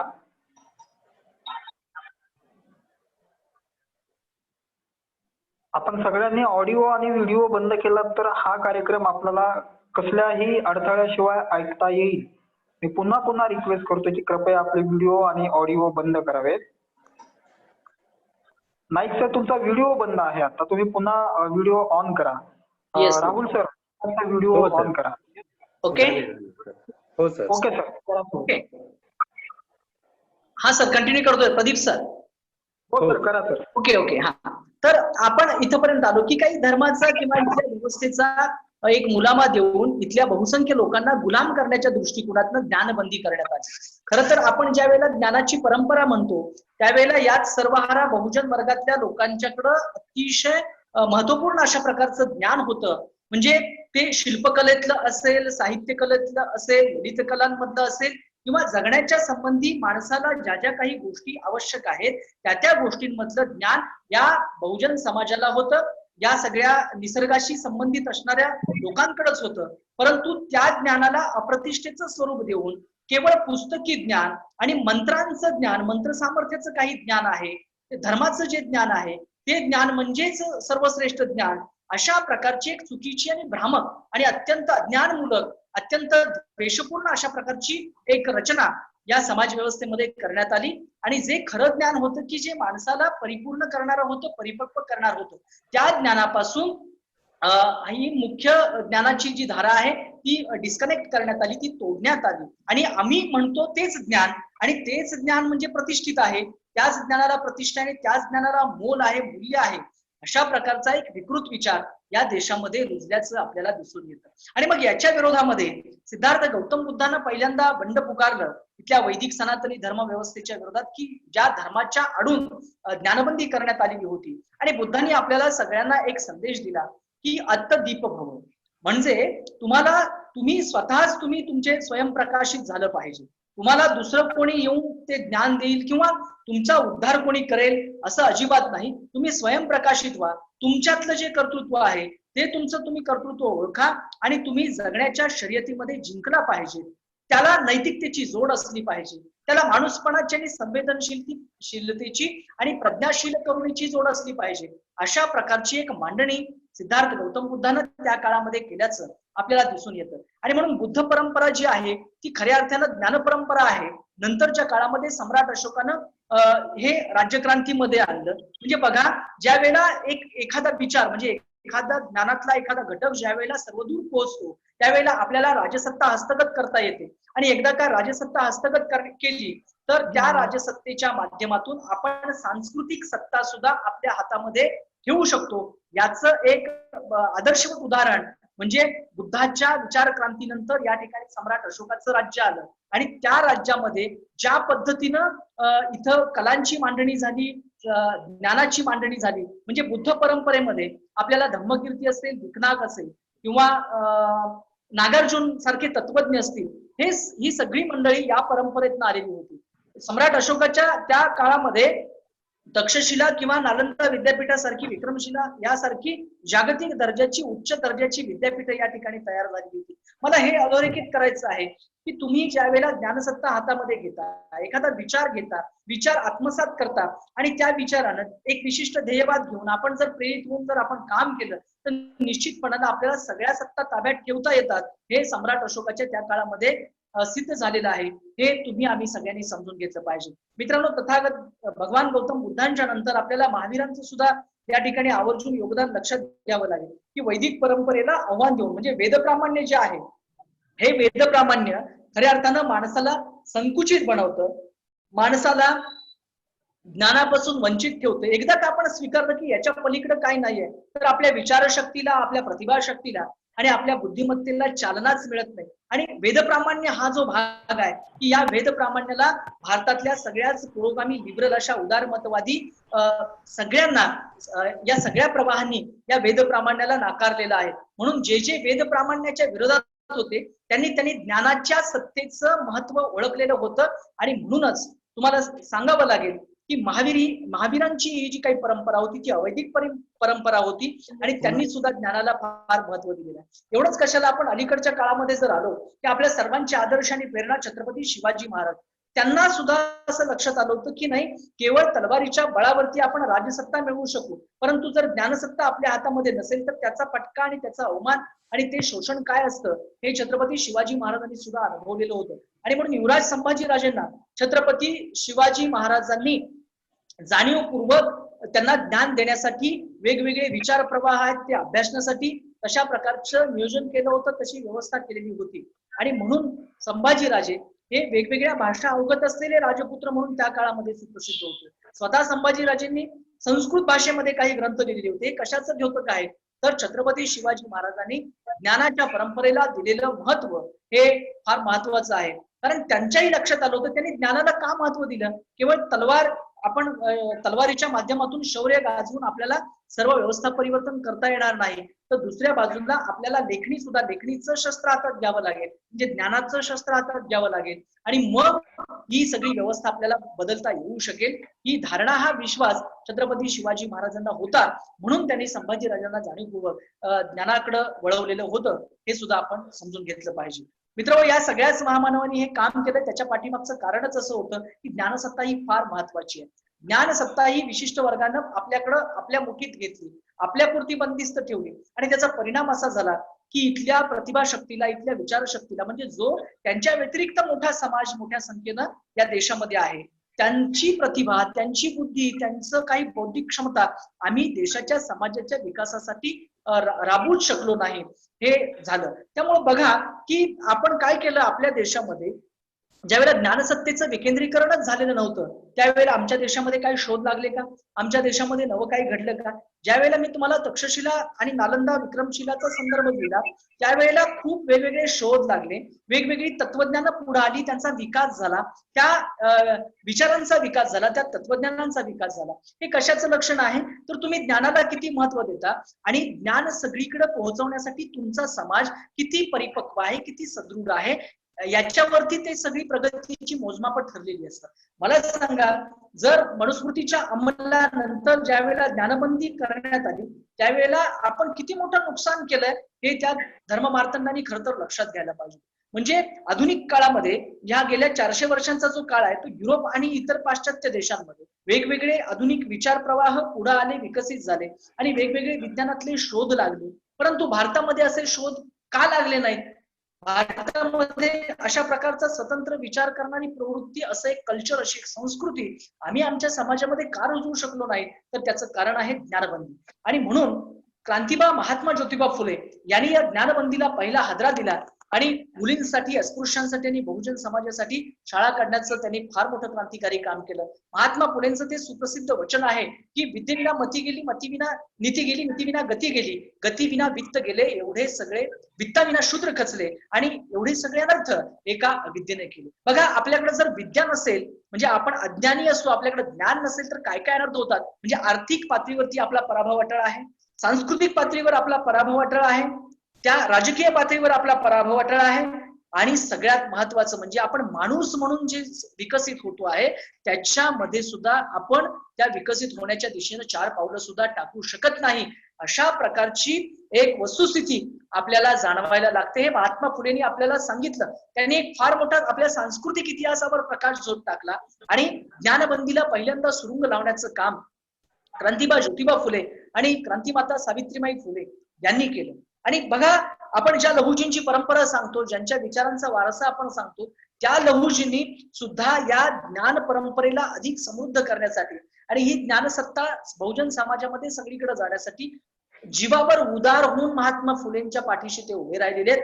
हा इतिहास सुद्धा आपण समजून घेतला पाहिजे. कारण त्या महापुरुष हे द्रष्टे असतात, महापुरुष हे काळाच्या पुढचं बघत असतात. त्यांच्या असं लक्षात आलं की जोपर्यंत आम्ही बहुजन समाजाला ज्ञान देत नाही तोपर्यंत ही ज्ञानाची चळवळ बहुजनांच्या मनापर्यंत पोहोचत नाही, वाड्या वस्त्यांवर दाराघरापर्यंत पोहोचत नाही, तोपर्यंत आपलं शोषण संपणार नाही. शोषणाचं मूळ कारण अविद्या आहे हे महात्मा फुलेंनी आपल्याला सांगितलं आणि म्हणून ज्ञानसत्ता काबीज करण्याच्या दृष्टिकोनातून त्यांनी त्या काळामध्ये फार मोठा संघर्ष केला आणि त्या संघर्षाचं फलित म्हणजे आज आपल्या भारतामध्ये जो काही बदल दिसतो आहे, दरम्यानच्या काळामध्ये राजर्षी शाहू महाराजांनी फार मोठं काम केलंय, बाबासाहेबांनी काम केलंय, संविधानाच्या माध्यमातून या देशामध्ये नवी व्यवस्था आकाराला आलेली आहे.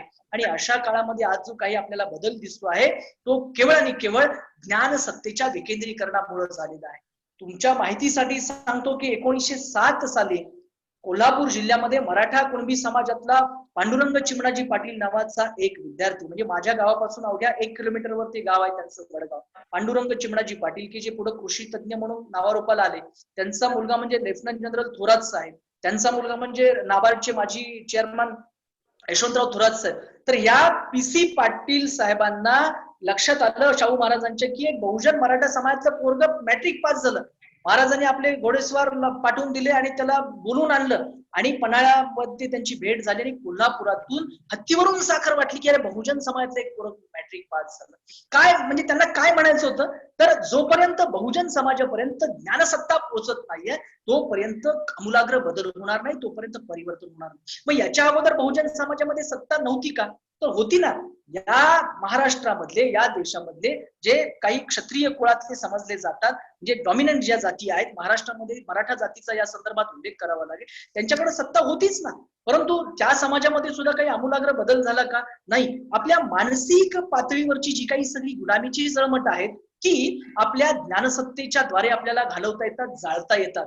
आणि हे आपण बघितलं पाहिजे की राज्यकर्ती जमात असून सुद्धा मराठा समाज त्यांना सुद्धा अवमानकारक जगणं जगायला लागत होतं. शाहू महाराजांच्या वेदोक्त प्रकरणावर आपल्या लक्षात आलं. पण शाहू महाराज हे निधड्या छातीचे होते, द्रष्टे होते आणि शिक्षणाचं महत्व त्यांनी जाणलेलं होतं. आणि म्हणून त्यांनी पीसी पाटलांचा सत्कार केला, हत्तीवरनं मिरवणूक काढली आणि हत्तीवरनं साखर वाटली आणि कोल्हापूरमध्ये ज्ञानाचं केंद्र उभं केलं. हे मी आवर्जून सांगतोय की ज्ञानसत्ता किती महत्वाची आहे.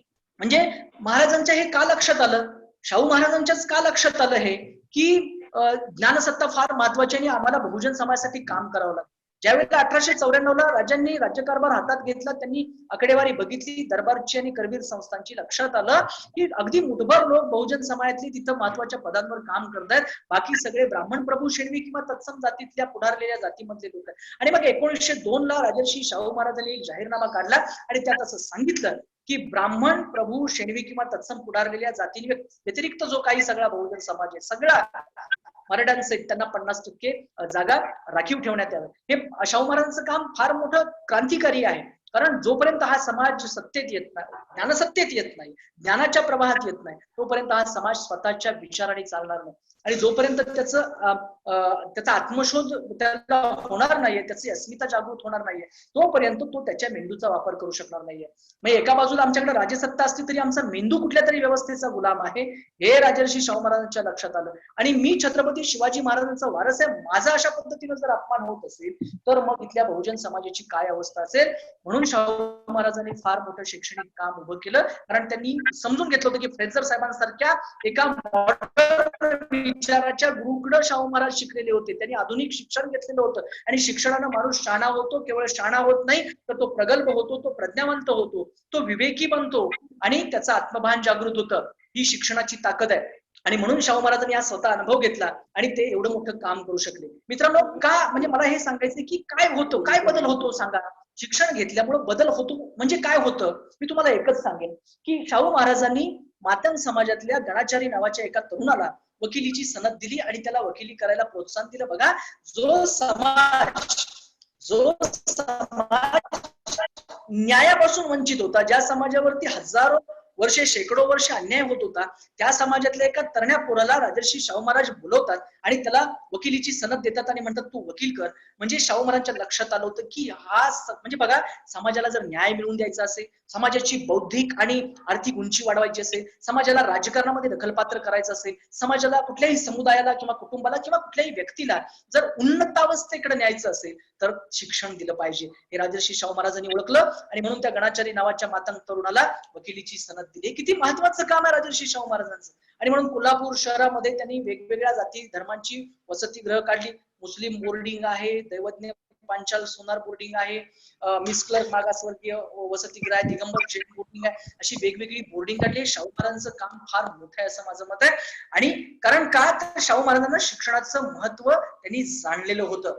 शिक्षणाचं आपण शिक्षण घेतल्यानंतरच या समाजामध्ये काही सकारात्मक आणि पायाभूत बदल होऊ शकतो हे त्यांच्या लक्षात आलेलं होतं आणि म्हणून त्यांनी शिक्षणाला फार महत्व दिलेलं आहे.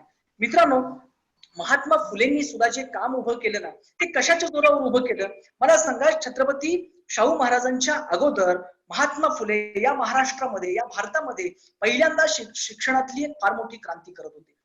तिथल्या ब्राह्मण्यवादी मंडळींनी सांगितलं की अरे धर्म बुडणाऱ्या गोविंदराव फुल्यांना त्यांनी सांगितलं की तुझं पोरग धर्म बुडवायला निघालेलं त्याला घरातनं बाहेर काढ. गोविंदराव फुले त्या धर्मवाद्यांच्या विचाराला फशी पडले, बळी पडले आणि माता सावित्रीला आणि महात्मा ज्योतिबा फुल्यांना घराच्या बाहेर काढलं. बघा, पण त्या काळामध्ये महात्मा फुलेंनी थॉमस पेन नावाचा विचारवंत वाचलेला होता, अभ्यासलेला होता. किती महत्वाची गोष्ट आहे. म्हणजे अमेरिकेतले जे काही लोकलढे आहेत गुलामांचे आणि गुलामगिरीच्या विरोधात तिथं जी काही बंड उभी राहिलेली आहे ते महात्मा फुलेंना माहिती होतं आणि महात्मा फुले या निष्कर्षापर्यंत आलेले होते की जर या समाजाची हजारो वर्षांची गुलामगिरी जर आपल्याला उकरून लावायची असेल तर आपल्याला शिक्षणात काम केलं पाहिजे, शिक्षण इथं तळागाळापर्यंत नेलं पाहिजे. आणि म्हणून स्वतःच्या जीवावर उदारून लहुजी साळवेंच्या सहकार्याने महात्मा फुले क्रांतिकारी अशा प्रकारची चळवळ उभी करतात. हे किती मोठं काम आहे, कारण त्यांना असं लक्षात आलं होतं की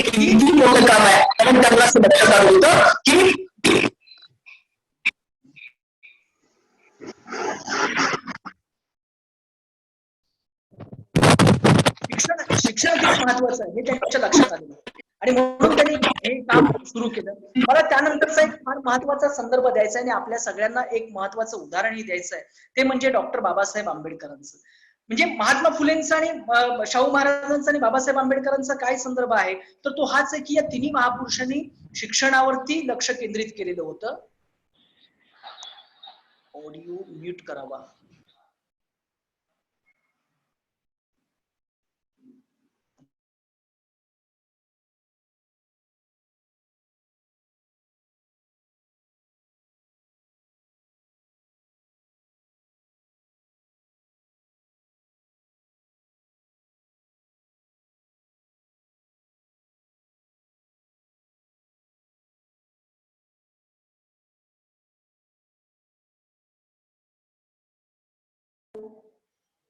आता बरोबर आहे? आता आवाज येतो का? Yes sir. हा, आता आवाज येतो का सर? हो सर, हो सर, येतो. ओके ओके, मी कंटिन्यू करतो. तर शाहू महाराजांचा, महात्मा फुलेंचा आणि बाबासाहेबांचा काय संदर्भ होता तर या तिन्ही महापुरुषांनी ज्ञानाचं मोल महत्व ओळखलेलं होतं आणि त्यामुळे त्यांनी शिक्षणावरती भर दिलेला होता. शाहू महाराजांनी तर वसतिगृह काढली आणि प्राथमिक शिक्षण सक्तीचं मोफत करण्याचा कायदा केला. 1884 महात्मा फुले हंटर कमिशन समोर साक्ष देताना असं म्हणतात की या देशातल्या सर्व हारा वर्गाला वंचित बहुजन समाजाला शिक्षण मोफत आणि सक्तीचं केलं पाहिजे, त्या खाजगीकरणापासून रोखलं पाहिजे आणि सगळ्यात महत्वाचं म्हणजे ज्ञानाचं खऱ्या अर्थानं विकेंद्रीकरण करायचं असेल तर तुम्हाला त्याच समुदायातले शिक्षक निर्माण करावे लागतील. हे एक रिकमेंडेशन महात्मा फुले 1884-82च्या दरम्यान करतायत. ही किती महत्वाची आणि क्रांतिकारी घटना आहे हे सुद्धा आपण समजून घेतलं पाहिजे. मग मित्रांनो, बाबासाहेब आंबेडकरांचं मी उदाहरण तुम्हाला एवढ्यासाठी सांगणार आहे, महात्मा फुलेंचं मी तुम्हाला हे एवढ्यासाठी सांगितलं की महात्मा फुले जर शिकले नसते, महात्मा फुलेंनी जर ज्ञानसत्तेचं महत्व ओळखलं नसतं तर महात्मा फुलेंनी इतिहासाचं संशोधन करू शकले नसते.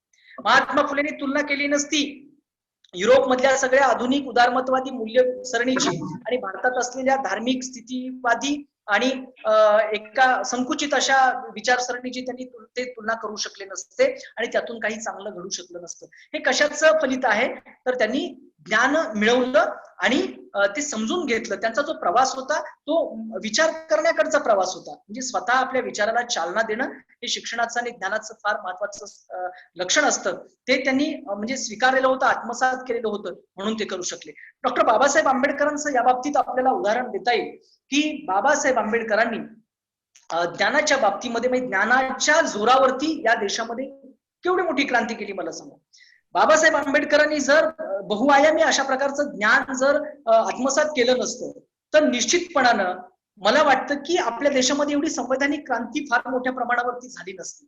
आणि म्हणून काय आहे की बाबासाहेब आंबेडकर ज्या वेळेला काम करत होते त्यावेळेला स्वतः तर त्यांनी ज्ञान मिळवलंच, परंतु त्यांनी शिक्षण संस्था काढल्या आणि संविधानामध्ये तशा प्रकारची तरतूद केली, कारण त्यांच्यासारख्या द्रष्ट्या महापुरुषाला हे ज्ञात होतं की ते सगळे जग फिरून आलेले होते. कोलंबिया विद्यापीठासारख्या एका मान्यवर आणि प्रतिष्ठित विद्यापीठामध्ये त्यांनी संशोधन केलेलं होतं आणि जॉन ड्यूई सारख्या एका फार मोठ्या तत्कालीन जागतिक दर्जाच्या विद्वानाचं त्यांना मार्गदर्शन लाभलेलं होतं. मला हे सांगायचंय की ज्ञानानं आपल्या दृष्टीच्या कक्षा रुंदावल्या जातात, ज्ञानामुळं आपल्या विचारांच्या कक्षा रुंदावल्या जातात आणि आपण वेगळ्या पद्धतीनं विचार करायला लागतो. आपण परिवर्तननिष्ठ होतो. जे जे चांगलं आहे ते स्वीकारण्याचा प्रयत्न करतो आणि हे बाबासाहेबांनी करून दाखवलं. मित्रांनो, शिक्षण म्हणजे ज्ञान आहे आणि ते ज्ञान म्हणजे परिवर्तन आहे हे बाबासाहेब आंबेडकरांनी सांगितलं होतं. आणि तुम्हाला मी आवर्जून सांगतो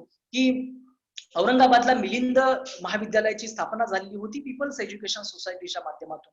आणि त्यावेळी बाबासाहेब आंबेडकरांनी मला वाटतं भारताचे राष्ट्रपती डॉक्टर राजेंद्र प्रसाद यांना बोलवलेलं होतं उद्घाटक म्हणून. आणि त्या कार्यक्रमामध्ये भाषण करताना बाबासाहेबांनी अशी मांडणी केलेली होती की शिक्षणाचं ज्ञानाचं महत्व काय आहे, तर आपण गुलाम आहोत हा जो न्यूनगंड आहे तो आपल्या मनातून जर काढून टाकायचा असेल तर निश्चितपणानं ज्ञान प्राप्ती केली पाहिजे. आणि ज्ञान प्राप्तीतून राष्ट्राच्या दृष्टीनं शिक्षण घेणे फार महत्वाचं आहे.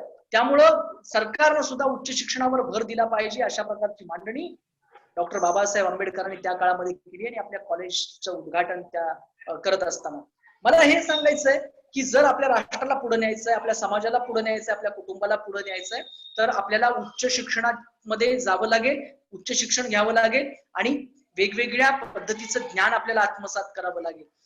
कारण ज्ञानामुळेच माणसाला प्रतिष्ठा मिळते. शंकरराव खरातांच्या एका अंतरामध्ये बहुतेक तो एक प्रसंग आलेला आहे की शंकरराव खरातांचे वडील एक पत्र येतं म्हणून ते गावातल्या एका ब्राह्मण गुरुजींच्याकडे जातात आणि ते पत्र वाचायला त्यांना विनंती करतात. त्यावेळेला ते म्हणतात की तुझं पत्र वाचतो, पण ही लाकडं फोडून ते दिवसभर लाकडं फोडत असतात आणि मग संध्याकाळी शेवटी कधीतरी ते पत्र वाचलं जातं आणि त्यात कोणीतरी त्यांची नातलग वारलेले असतात. मला सांगायचं हे आहे की ज्ञान नसेल तर आपलं पावलोपावली शोषण होतं, तो धोका आहे. ज्ञान नसेल तर पावलोपावली आपलं शोषण होतं, ते वेगवेगळ्या पातळ्यांवर शोषण होतं.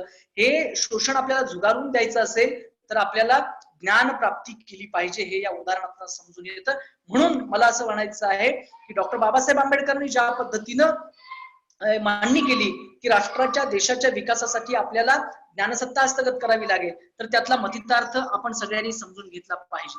मित्रांनो, ज्ञान घेतल्यानंतर आपण काय करणार आहे, ज्ञान घेतल्यानंतर नेमका काय बदल होणार आहे, तर मी तुम्हाला सांगतो की ज्ञान घेतल्यानंतर आपल्या विचारांच्या कक्षा रुंदावणार आहेत. आपण वेगवेगळ्या पद्धतीनं विचार करणार आहे. ज्या समाजामध्ये कधीही बौद्धिक चालना कुणाला मिळालेली नव्हती, आम्ही फक्त अशा पद्धतीनं काम करत होतो की आम्ही श्रम करायचे आणि आमचं जे काही श्रमाची चोरी वरचढ जातीतले लोक करणार आणि ते वरकड उत्पन्न मिळवणार, आर्थिक स्रोत ते निर्माण करणार, आम्ही फक्त तिथं मरायचं आहे.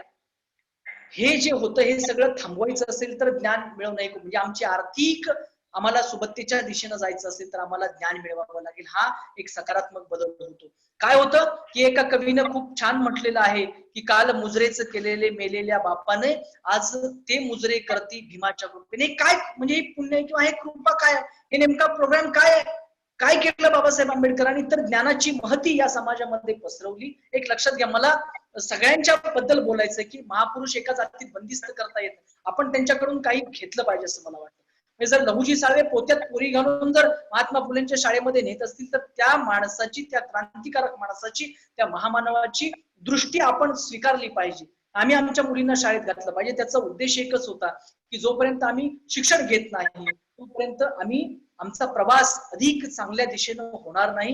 ही आपण जी गोष्ट आहे ती समजून घेतली पाहिजे. मित्रांनो, या देशामध्ये किंवा जगातल्या कुठल्याही अशा एखाद्या शोषित राष्ट्रामध्ये जर सकारात्मक बदल घडवायचे असतील तर युनोची गाईडलाईन आहे की तिथं तुम्हाला शिक्षण खूप चांगल्या प्रकारे द्यायचं, असं त्या युनोच्या त्या कलमांमध्ये आहे, संयुक्त राष्ट्र संघाच्या.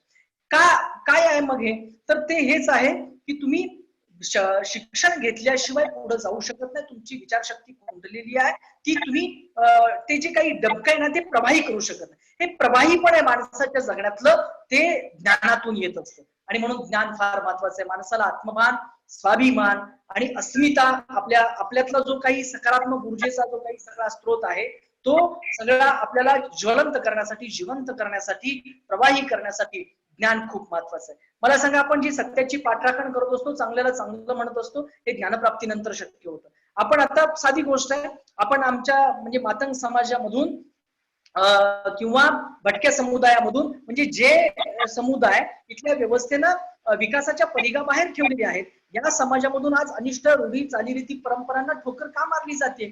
तर हे शिक्षणाचं कारण आहे. बाबासाहेब आंबेडकर असं म्हणाले होते की शिक्षण हे वाघिणीचं दूध आहे आणि जो कोणी तो प्राशन करेल तो गुळगुळल्याशिवाय राहणार नाही. यामधली आपल्याला भूमिका समजून घेता आली पाहिजे की आपण आपल्या न्यायाची भाषा कधी करू शकतो, आम्ही आमच्या विकासाची भाषा कधी करू शकतो, शिक्षण घेतल्यामुळेच करू शकतो. शिक्षणामुळे काय होतं, आमची भौतिक विकास तर होतोच होतो, परंतु आमचा आत्मिक विकास होतो. आम्ही चांगल्या दिशेने जातो. म्हणजे आज काही लोकांच्याकडे आर्थिक सत्ता आहे, पैसे आहेत, परंतु त्यांचा विचार जो आहे म्हणजे ते अजूनही जुन्या चालीरीतींमध्ये असतील, ते आपल्या घरातल्या मुलींवरती त्यांना मुलींना स्वातंत्र्य देत नसतील, अशा प्रकारचं जे काही आहे ना, म्हणजे काही व्यसनांच्या अधीन असतील. मग हे का होतं, पैसा आहे परंतु त्यांच्याकडे विचार नाहीये, बुद्धीला चालना नाहीये आणि एक विधायक विचार त्यांनी आत्मसात केलेला नाही आणि त्यामुळे ते तिथंच आहे. मला हे आपल्याला आपल्या समोर अधोरेखित करायचं आहे. माणसाचा उन्नतीकडे नेणारा जो प्रवास आहे तो ज्ञानाच्या माध्यमातून होत असतो. आणि एक लक्षात घ्या की आज म्हणतो आपण की ज्ञानसत्ता हे सगळ्या सत्तांचं मूळ आहे. तर कसं काय आहे ते साधं उदाहरण आहे की जर आपण शिक्षण घेतलं, आपण ज्ञान घेतलं, तर आपल्यातून काही वेगवेगळ्या क्षेत्रामध्ये काम करणारे लोक आपण निर्माण करू शकतो. एका समुदायाचा जर विचार केला तर आज ब्राह्मण समुदाय जो आहे, जो वर्ग आहे, संख्येनं खूप कमी आहे. म्हणजे एकूण लोकसंख्येच्या मध्ये 3-3.5% पण त्यांची लोकसंख्या नसेल, परंतु आज ते सगळीकडे काय, तर त्यांनी ज्ञानसत्ता म्हणजे ज्ञानाच्या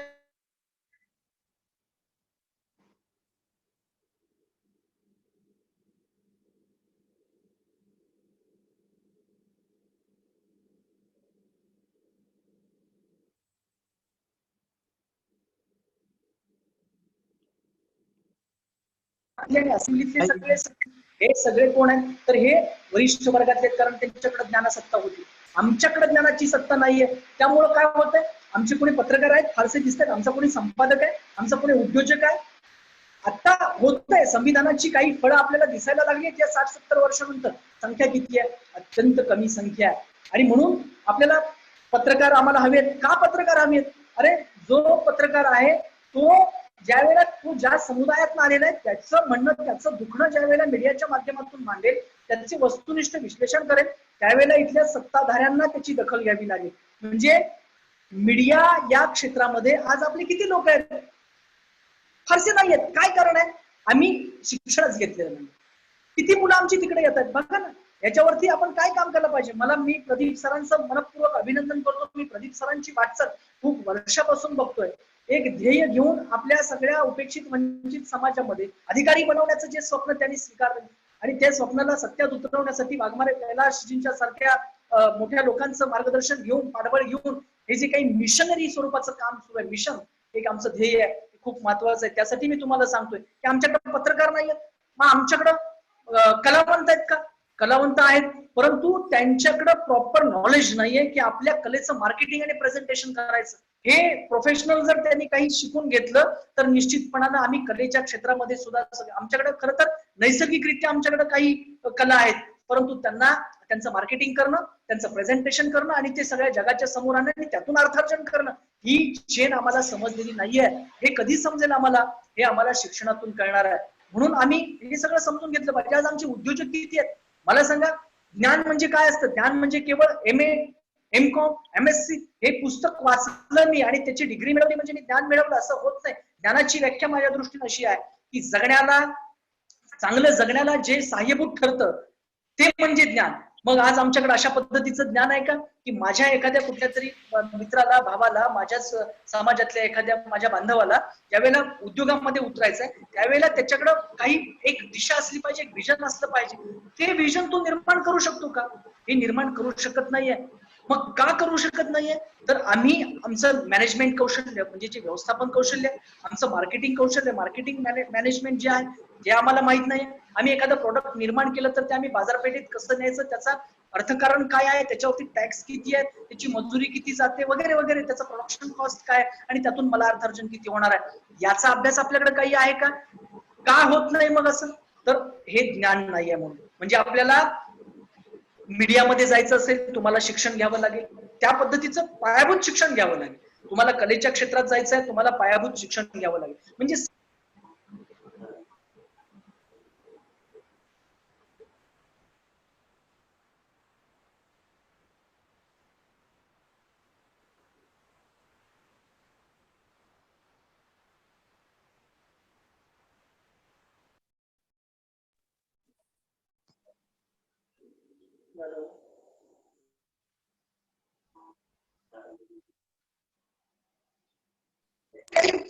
भाग आहेत ना सुटे सुटे असे, आणि हे मायक्रो लेवलचे, हे आपण समजून घेतले पाहिजे. हे शिक्षणातून समजून घेता येतील. आज आमच्यातले उद्योजक किती आहेत याचं आपण आत्मपरीक्षण केलं पाहिजे. बघा मी काय म्हणतोय, आज आमचे डॉक्टर किती आहेत, आज आम्ही वैद्यकीय क्षेत्रामध्ये किती आम्ही गेलेलो आहे, का नाही आहेत? मग ह्या सगळ्या गोष्टी आहेत ना. म्हणजे आमच्या जगण्याचा स्तर जो आहे तो शिक्षणातून सगळा होतो. आणि म्हणून शिक्षण जर असेल, आम्ही जर ज्ञान मिळवलं, ज्ञानसत्ता हस्तगत केली, तर आम्ही सगळीकडे जाऊ. आणि एक लक्षात घ्या की कुठल्याही देशातल्या प्रगतीचा ज्यावेळेला आपण इतिहासाचा लेखाजोखा पाहतो, त्यावेळेला आपल्या लक्षात येतं की तोच समुदाय सत्तेच्या जवळपास असतो, सत्तेच्या वर्तुळात परिघात असतो, की जो समुदाय तुमच्यामध्ये मिडल क्लास निर्माण करतो, जो विचार करू शकतो, जो पैसा मिळवू शकतो, तो पैसा सामाजिक कामासाठी वापरू शकतो, आपली बुद्धी आपला विचार समाजाच्या हितासाठी वापरू शकतो, तोच समाज सत्तेच्या जवळपास जातो, ही राजकीय सत्तेच्या जवळपास जातो आणि सगळ्या सत्तांच्या जवळपास जातो. एक लक्षात घ्या की आज मी थोडस ऑफ दी रेकॉर्ड बोलतोय, तुम्ही सगळे माझे भावंड आहात, माझे मित्र आहात, आपल्या एक घरगुतीच आपली एक ही बैठक आहे असं मी मानतो. की या शिक्षण क्षेत्रामध्ये किंवा आताच्या भोवतालच्या सगळ्या व्यवस्थेमध्ये काय चालू आहे, जिथं एखादी समजा एक पोस्ट वॅकंट आहे, तिथं काही जातीचे पॅनेलमध्ये लोक आहेत, त्या पॅनेलचा जो मेंबर आहे तो आपल्या जातीच्या उमेदवारासाठी प्रयत्न करतोय, तो जरी पात्र नसला, लायक नसला तरी सुद्धा. यातून काय सूचित होतं की तुमच्या समुदायाला पुढे न्यायचं असेल तर तुमचा माणूस कोणीतरी तिथं पाहिजे. बघा मी काय म्हणतो, आणि हे मी अनुभवलेलं आहे. आपले जर लोक नसतील तिथे तर आपल्याला डावललं जातं, ही परिस्थिती आहे. म्हणजे आज हा एवढा कास्टिझम सगळीकडे असताना आपण आपल्या सारख्या सर्व दुःखितांना हात द्यायचा असेल तर आपण तिथे गेलं पाहिजे ना. म्हणजे आपण नोकऱ्या देणारे असू, आपण एखादा उद्योग उभारला, मी माझ्या समुदायातल्या माझ्यासारखंच दुःख भोगणाऱ्या माझ्या भावंडांना मी तिथं काहीतरी नोकरी देऊ शकेल. हे कधी होईल? शिक्षणानं हे आत्मभान येतं लक्षात. आणि जोपर्यंत आम्ही गुलामीची मानसिकता आहे, म्हणजे आम्ही शिक्षणच घेतलेलं, आम्ही एका त्या व्यवस्थेचे गुलाम म्हणून आम्ही पालखीचे भोईस आहोत. फक्त त्या पालखीत कोण बसले, कोणासाठी आम्ही ती भोईगिरी करतोय हे आम्हाला जोपर्यंत कळत नाही तोपर्यंत आम्ही सत्तेच्या जवळपास फिरकणार नाही. आणि म्हणून आमच्या समुदायातले पत्रकार किती आहेत, आमच्या समुदायातले संपादक किती आहेत, आमच्या समुदायातले कलावंत किती आहेत, आमच्या समुदायातले उद्योजक किती आहेत, डॉक्टर, इंजिनियर, वकील किती आहेत, कुलगुरू किती आहेत सांगा. इंटेलेक्च्युअल क्षेत्रामध्ये आमचे एचओडी किती आहेत, प्रोफेसर किती आहेत, पीएचडी मार्गदर्शक किती आहेत, याचा जर विचार केला तर आपल्या असं लक्षात येतं ही संख्या फार कमी आहे. आम्ही मग पुढे कधी जाणार? आम्ही राज्यपाल वगैरे या सगळ्या गोष्टी आहेत नाही. खरंच तिथं जज, सुप्रीम कोर्टाचा जज होणं, महाराष्ट्र हायकोर्टाचा जज होणं, या पुढच्या गोष्टी आहेत. तर आम्ही ते कधी हासिल करणार आहे? हा या सगळ्या क्षेत्रामध्ये म्हणजे ही सगळी सत्ता ही खऱ्या अर्थानं न्यायपालिका, ब्युरोक्रेसी, नोकरशाही, आज कैलास सर आमच्या इथं आहेत, ते प्रशासनामध्ये आहेत. आम्हाला अभिमान आहे की हे आमचे हिरे आहेत खऱ्या अर्थानं आमच्या समाजाचे. आणि जोपर्यंत अशी माणसं तिथं प्रशासनामध्ये जात नाहीत तोपर्यंत आम्ही काय करणार? एक अधिकारी खूप काही करू शकतो, फार महत्वाचं आहे. आणि त्यामुळे हे सगळं ज्ञानाच्या म्हणजे हा जो मार्ग आहे ना तो याच्यातून जातो. मित्रांनो, तुम्हाला सांगतो की डॉक्टर बाबासाहेब आंबेडकरांनी सिद्धार्थ कॉलेजमध्ये 1948ला एक भाषण केलं होतं. आणि त्या भाषणामध्ये बाबासाहेबांचं एक स्टेटमेंट असं आहे की तुम्हाला जर सत्ताधारी व्हायचं असेल, सत्तेच्या परिघात वर्तुळात जायचं असेल आणि स्वतःच्या समुदायाचा विकास करायचा असेल तर तुम्हाला माऱ्याच्या जागा काबीज करता आल्या पाहिजे. माऱ्याच्या जागा, ते टेहळणीचे पुरुष की आपल्या समुदायावर कोण अटॅक करतंय तर ते तिथंच थोपलं पाहिजे, तेवढी क्षमता तुमच्यात पाहिजे. हे त्यांना अपेक्षित होतं. माऱ्याच्या जागा म्हणजे कुठल्या? चतुर्थ श्रेणीतल्या नव्हे तर क्लास 1, क्लास 2च्या सगळ्या जागात आमचा अधिकारी तिथे गेला पाहिजे. आज मी कितीतरी वेळा बघतो की एक पोलीस इन्स्पेक्टर कुठल्या तरी वेगळ्या जातीचा असतो, त्याला माझ्या जातीच्या दुःखाची कल्पना नसते, माझ्या पारधी बांधवाच्या दुःखाची कल्पना नसते, माझ्या कंजरबाट बांधवाच्या दुःखाची कल्पना नसते. आणि तो अधिकारी त्या नियमातनच ते कारवाई करत असतो. आणि पण त्यांच्या जगण्याचं काय? ते का या मार्गाकडे वळले, त्याच्या पुनर्वसनाचं काय संवेदनशीलतेने तो बघतो का? जर त्याच समुदायातला एखादा अधिकारी जर तिथे गेला तर त्याच्या पुनर्वसनाचा प्रश्न मार्गी लागल्याशिवाय राहणार नाही. मग हे त्या ठिकाणी त्या खुर्चीत तो अधिकारी जाण्यासाठी आपण काय केलं पाहिजे, आपण शिकलं पाहिजे आणि ही अधिकारी बनण्याची चळवळ आहे ती अधिक गतिमान केली पाहिजे. आपण तिथे गेलं पाहिजे. माझे तरुण मित्र मैत्रिणी भाऊ बहीण मला जर ऐकत असतील तर त्यांना माझं आव्हान आहे की या माऱ्याच्या जागा आपण काबीज केल्या पाहिजेत. आणि या जर माऱ्याच्या जागा आपण काबीज केल्या नाहीत तर आपण राजकारणाच्या दोऱ्या हातात घेऊ शकत नाही, लक्षात घ्या. आणि राजकारणाच्या दोऱ्या आपण हातात जर घ्यायच्या असतील, राजकीय सत्तेच्या दोऱ्या आपल्या हातात घ्यायच्या असतील तर आपल्याला विद्या म्हणजे ज्ञानाशिवाय तर उपाय नाही. हे डॉक्टर बाबासाहेब आंबेडकर 1948 बोलून ठेवलेलं आहे. खूप महत्वाचं आहे. आणि हे जोपर्यंत आम्ही समजून घेत नाही तोपर्यंत आम्ही सगळ्या सत्ता संघर्षामध्ये कोसो मैल दूर असणार आहे. आमचा फक्त इथं वापरच होणार आहे असं मला वाटतं. मला सांगा, आम्ही एखादा लेख लिहिला, वाघमारे सर माझा ऐकत असतील, कैलाश सर आणि प्रदीप सर आणि सगळीच मान्यवर मंडळी आहे, आम्ही एखादा लेख लिहिला तर तो लेख ज्यावेळेला आम्ही एखाद्या वर्तमानपत्राकडे देतो तिथं आमचा माणूस कोणी नसतो. हे मी आमचं तुमचं का करतो, हे अनुभवातून आलेला आहे ना.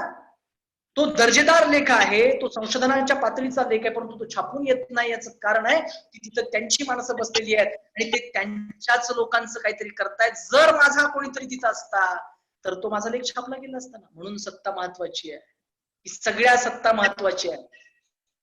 आज कितीतरी आज तुम्ही फिल्म इंडस्ट्रीचं बघा, तिथं किती मोठी विषमता आहे. काही ठराविक घराणी आणि काही ठराविक भांडवलदारांचा ते वर्ग. आमच्या इथे किती अभिमान, म्हणजे अभिमान बाळगावा अशा प्रकारचे अभिनेते आहेत, किती सुंदर सुंदर कलाकार आहेत, परंतु त्यांना तिथं संधी मिळत नाही. कारण सांस्कृतिक क्षेत्रातली सगळी सत्ता तिथं आहे. म्हणजे खऱ्या अर्थानं ही कला आम्ही आमच्याकडून विकसित झाली, आम्ही ती जपली, प्राणपणानं जपली, जीवाचं मोल देऊन आमच्या पूर्वजांनी ही कला जपली. परंतु आज तिथं त्या लावणीच्या कार्यक्रमामध्ये असेल, अभिनयाच्या त्या सगळ्या क्षेत्रामध्ये असेल, कोण लोक आहेत? हे सगळे उच्च मध्यम वर्गीय लोक आहेत. मग ह्या सगळ्या सत्ता जर आपल्याला काबीज, कारण तिथं फार मोठी आर्थिक उलाढाल आहे. असे हे सगळे सत्य, या सत्ता ज्या आहेत ना सगळ्या सांस्कृतिक माध्यमांमधल्या सत्ता, उद्योग जगतातल्या सत्ता, या सगळ्या सत्तांमध्ये मोठी आर्थिक उलाढाल आहे. आणि ह्या आर्थिक उलाढालीच्या प्रक्रियेमध्ये आपण कुठंच नाही आहोत. हे फार दुर्दैवाची गोष्ट आहे, हे फार दुर्दैव आहे. आणि म्हणून मित्रांनो, आपल्याला त्या सत्ता जर हस्तगत करायची असतील ना तर आपल्याला ज्ञान घ्यावं लागेल, शिक्षण घ्यावं लागेल आणि कोणती किंमत चुकून आपल्याला शिक्षण घ्यावं लागेल. आणि आता खर तर समाजामध्ये जागृती होते. आज मुलं मुली शिकतात, मुली सुद्धा माझ्या समाजात, म्हणजे सगळ्याच मी म्हणतोय बहुजन समाजातल्या सगळ्याच माझ्या बहिणी आज धाडसानं बाहेर पडतात, शिकतात. मुली शिक्षणामध्ये पुढे आलं पाहिजे, त्यांनी ज्ञानाच्या या सगळ्या प्रक्रियेमध्ये पुढे आलं पाहिजे. त्यावेळेला आणखी चांगले बदल वेगानं घडणार आहेत. हे पण तुम्ही आम्ही सगळ्यांनी समजून घेतलं पाहिजे मित्रांनो. त्यामुळं आज तुम्हाला सांगतो की राजकारणामध्ये कधी एखादा समुदाय दखलपात्र होतो, म्हणजे सगळेच पक्ष संख्येनं कमी असलेल्या समुदायाला का व्हॅल्यू देतात आणि आपण कदाचित त्यांच्यापेक्षा बरोबरीचे असतो किंवा त्यांच्यापेक्षा संख्येनं मोठे असतो, पण आपली दखल का घेतली जात नाही? कुठलाच पक्ष घेत नाही, पण एखाद्या कम्युनिटीला मात्र सगळेच घेतात. या पाठीमागचं गोडबंगाल काय आहे? या पाठीमागचं गोडबंगाल हेच आहे की ते सगळ्या सत्तेमध्ये आहेत म्हणून ते राजकीय सत्तेमध्ये. लक्षात घ्या, हे खूप महत्वाचं आहे. त्यामुळं आपल्यातून एक नवमध्यम वर्ग निर्माण करणं ही काळाची गरज आहे. आमचे अधिकारी झाले पाहिजेत, आमचे वकील डॉक्टर इंजिनियर झाले पाहिजेत, आमचे प्राध्यापक झाले पाहिजेत, आमचे अधिकारी झाले पाहिजेत. खूप महत्वाचं आहे. ह्या सगळ्या क्षेत्रामध्ये आपण गेलो पाहिजे. आणि या वेगवेगळ्या सत्ता आहेत, ह्या वेगवेगळ्या सत्ता आहेत आणि त्या सत्ता जोपर्यंत आम्ही हस्तगत करत नाही तोपर्यंत आम्ही आमचा विकास आणि आम्ही त्या उंचापर्यंत, त्या उंचीपर्यंत आम्ही जाऊ शकत नाही, हे समजून घेतलं पाहिजे. मित्रांनो, मी तुम्हाला मला सांगायचं होतं ते मी तुम्हाला सांगितलं की हे ज्ञानसत्ता ही सगळ्याचं मूळ आहे. हे खरं आहे. मी तुम्हाला एकच सांगतो की आपण अण्णाभाऊ साठेंना मानणारे सगळे लोक, अण्णाभाऊंचं आपण अनुयायित्व स्वीकारलेलं आहे. आपण भक्त नाही आहोत. आपण अण्णाभाऊंना चिकित्सेच्या एका कसोटीवर, विवेकाच्या कसोटीवर आपण त्यांना घ्यायला पाहिजे असं मला वाटतं. कुठल्याच महापुरुषाकडे बघत असताना आपण अंधपणे न बघता आपण खूप वेगळ्या पद्धतीनं बघितलं पाहिजे. म्हणजे ज्याला रॅशनलिस्ट दृष्टिकोन जो म्हणतो, बुद्धिप्रामाण्यवादावर आपण त्यांना घासून पुसून घेतलं पाहिजे. मग अण्णाभाऊंचा विचार स्वीकारणं म्हणजे काय? तर अण्णाभाऊंच्या संदर्भात नाथ वैराळ नगरचे होते, ते अहमदनगरचे ग्रेट चित्रकार होते. त्यांनी एक आठवण सांगितलेली आहे. त्यांचं एक पुस्तक आहे नाथ वैराळांचं, अण्णाभाऊ साठे, मी आणि ओशो अशा शीर्षकाचं ते पुस्तक आहे. आणि त्याच्यामध्ये त्यांनी असं म्हटलं की फकीरा चित्रपटाचं चित्रीकरण झालेलं होतं किंवा सुरू होतं नगरच्या परिसरामध्ये, आणि नगरमध्ये अण्णाभाऊ साठे आले होते आणि सर्जेपुरा मातंग वसाहत काहीतरी आहे नगरमधला मोठा समाज आहे, तिथं अण्णाभाऊ साठेंना आपल्या समाजातला एक मोठा लेखक आहे, एक मोठा आर्टिस्ट आहे आणि आता त्यांच्या चित्रपटावर पिक्चर येतोय म्हणून त्यांचा सत्कार केला. हे फार महत्वाचं आहे. आणि हे जे मी सांगतोय ना, हा जो किस्सा तो आपल्या सगळ्यांनी समजून घेतला पाहिजे. सत्कार झाला आणि सत्काराला उत्तर देताना अण्णाभाऊ साठेंनी भाषण केलं. अण्णाभाऊंची इतरही भाषणं खूप गाजलेली तरी त्याच भाषणांची नेहमी चर्चा होते, परंतु सर्जेपुरा मातंग वसाहत नगर मधल्या या भाषणाची चर्चा खर तर आपण या जन्मशताब्दीच्या निमित्तानं प्रदीप सर, कैलाश सर, आपण सगळ्यांनी मिळून समाजामध्ये केली पाहिजे असं मला वाटतं. अण्णाभाऊ साठे त्या सत्काराला उत्तर देताना असं म्हणाले होते की मला लौकिक अर्थानं शाळा शिकता आली नाही, म्हणजे मला हे ज्ञान घेता आलं नाही. आणि हे खरंच आहे की ते अंगभूत प्रतिभेवरती पुढे आलेले आहेत, ते प्रतिभा संपन्नच होते. अशी माणसं फार विरळ असतात. अण्णाभाऊ त्यातले होते. परंतु अण्णाभाऊंनी समाजाला संदेश देताना असं सांगितलेलं आहे की मला शिकता आलं नाही, परंतु माझ्या समाजातल्या सगळ्यांना माझी विनंती आहे, माझं आवाहन आहे की तुम्ही शिका, तुम्ही शाळेचं आणि आपलं नातं हजारो वर्ष जे नव्हतं ते तुम्ही आम्ही आता निर्माण केलं पाहिजे आणि ते टिकवलं पाहिजे. हे नातं ज्यावेळेला अधिक दृढ होईल, पुस्तकांशी नातं ज्यावेळेला अधिक दृढ होईल, ज्ञानाशी नातं अधिक दृढ होईल, त्यावेळेला मला वाटतं माझा समाज हा माऱ्याच्या जागात काबीज केल्याशिवाय राहणार नाही. कारण या समाजामध्ये प्रचंड मोठी ऊर्जा आहे, प्रचंड मोठी प्रतिभा आहे, विचार आहे, बुद्धी आहे, फक्त त्याला चालना देण्याची गरज आहे. आणि ही चालना ज्ञानाच्या माध्यमातून जर आपण दिली आणि ज्ञान तिथपर्यंत पोहोचवलं तर निश्चितपणानं येणाऱ्या काळामध्ये काही वर्षामध्ये आपण माऱ्याच्या जागावर असू, यामध्ये दुमत असण्याचं काही कारण नाही. मित्रांनो, माझं तुम्हाला आव्हान आहे की आर्थिक सत्ता, राजकीय सत्ता, सांस्कृतिक सत्ता, या सगळ्या सत्ता जर काबीज करायच्या असतील तर त्याचा मार्ग जो आहे तो मार्ग आपल्याला ज्ञानसत्तेच्या मार्गावरूनच जात असतो, ज्ञानसत्तेकडूनच जात असतो. त्यामुळं आपण पुस्तकांशी नातं जोडलं पाहिजे. आपल्या घराघरात पुस्तकांचं कपाट असलं पाहिजे. बघा मी काय म्हणतो, आजपर्यंत आम्ही ती हलगी खुंटीला अडकवून ठेवली होती, हलगी डफडं वाजवत आलो. आजपर्यंत आमच्या घरामध्ये काय होते, काट्या कुऱ्हाडी होत्या, ते आम्ही सोडलं पाहिजे. पुस्तकांशी नातं जोडलं पाहिजे. आम्ही आता नवशस्त्र, आमच्या चळवळीचं, आमच्या जगण्याचं आणि आमच्या भविष्याचं नवशस्त्र ही लेखणी आहे, हे ज्ञानाचं प्रतीक आहे, हे पुस्तक आहे, ज्ञानाचं प्रतीक आहे. जेव्हा आम्ही या ज्ञानाच्या प्रतीकांच्याकडे येऊन या शस्त्रांकडे, लेखणी आणि पुस्तक, त्यावेळेला निश्चितपणानं समाजामध्ये नक्की बदल झालेला असेल असं मला स्वतःला वाटतं. आणि म्हणून मित्र हो, मी तुम्हाला एकच सांगतो की या संदर्भामध्ये आपण अधिक चांगलं काम करूया. प्रदीप सरांनी हाती घेतलेला उपक्रम अतिशय स्तुत्य, अभिनंदनीय आहे. आपण मोठे अधिकारी बनवण्याचं जे काम करतोय ते आणखी त्याला चालना देऊ. आणखी वेगवेगळ्या क्षेत्रामध्ये ज्याच्या आवडीप्रमाणे प्रत्येक क्षेत्रामध्ये आपली माणसं गेली पाहिजेत, या दृष्टीने प्रयत्न करू. आणि या सगळ्या प्रयत्नांचा एक भाग म्हणून आपण या वर्षी जन्मशताब्दीच्या वर्षामध्ये आपण ज्ञानाबद्दलची जागरूकता निर्माण करणं, शिक्षण जागरूकता अभियान आपण अधिक प्रभावीपणे राबवूया आणि शिक्षित बनूया. आपण शिक्षित बनलो, आपलं आत्मभान जागृत झालं तर 100% आपण संघटित होणार. बाबासाहेबांनी सांगितल्याप्रमाणे 100% आपण संघर्ष करणार. हा संघर्ष या जुन्या सगळ्या मूल्य व्यवस्थेशी असेल की नवजग निर्माण करण्यासाठी आम्हाला सगळ्या सत्तांच्या साठी म्हणून आम्हाला शिक्षणाच्या माध्यमातून जावं लागेल. हा संदेश आजच्या निमित्तानं मी तुम्हाला देतो. प्रदीप सरांनी मला या ठिकाणी निमंत्रित केलं, आपण सगळ्यांनी मला ऐकून घेतलं, त्याबद्दल मी तुम्हाला धन्यवाद देतो. खर तर थोडासा मध्ये डिस्टर्ब झाला, एक सलगता माझ्या विवेचनामध्ये राहिली नाही, काही टेक्निकल प्रॉब्लेम होता त्यामुळं, पण तरी सुद्धा मला जे काही मांडायचं होतं ते मी अतिशय प्रामाणिकपणे आपल्यापर्यंत पोहोचवण्याचा प्रयत्न केलाय. मला ऐकून घेतल्याबद्दल खूप खूप धन्यवाद. प्रदीप सर, आपल्याला खूप खूप शुभेच्छा. आम्ही तुमच्या सोबत आहोत. आणि कैलाश सर, तुम्ही आमचे अभिमान आहात, आमचे आयडॉल आहात. आपण नक्की संपर्कात राहूया आणि जेवढं काही चांगलं काम करता येईल तेवढं ताकदीनं, नेटानं आणि गतीनं करूया, एवढंच या ठिकाणी सांगतो आणि मी आपली रजा घेतो. धन्यवाद. जय भारत, जय भारत. धन्यवाद सर, आपण आपला बहुमूल्य वेळ या ठिकाणी दिलात आणि ज्ञानसत्ता हे सर्व सत्तांचं मूळ आहे याविषयीचं आपलं भाषण किंवा याविषयीचे आपले विचार आपल्या सर्व समाज बांधवांना या ठिकाणी सांगितलात, त्याबद्दल मी ज्ञानसत्ता अभियान संयोजन समितीच्या वतीनं आणि संपूर्ण समाजातील विद्यार्थी व पालकांच्या वतीनं आपलं मनापासून आभार व्यक्त करतो.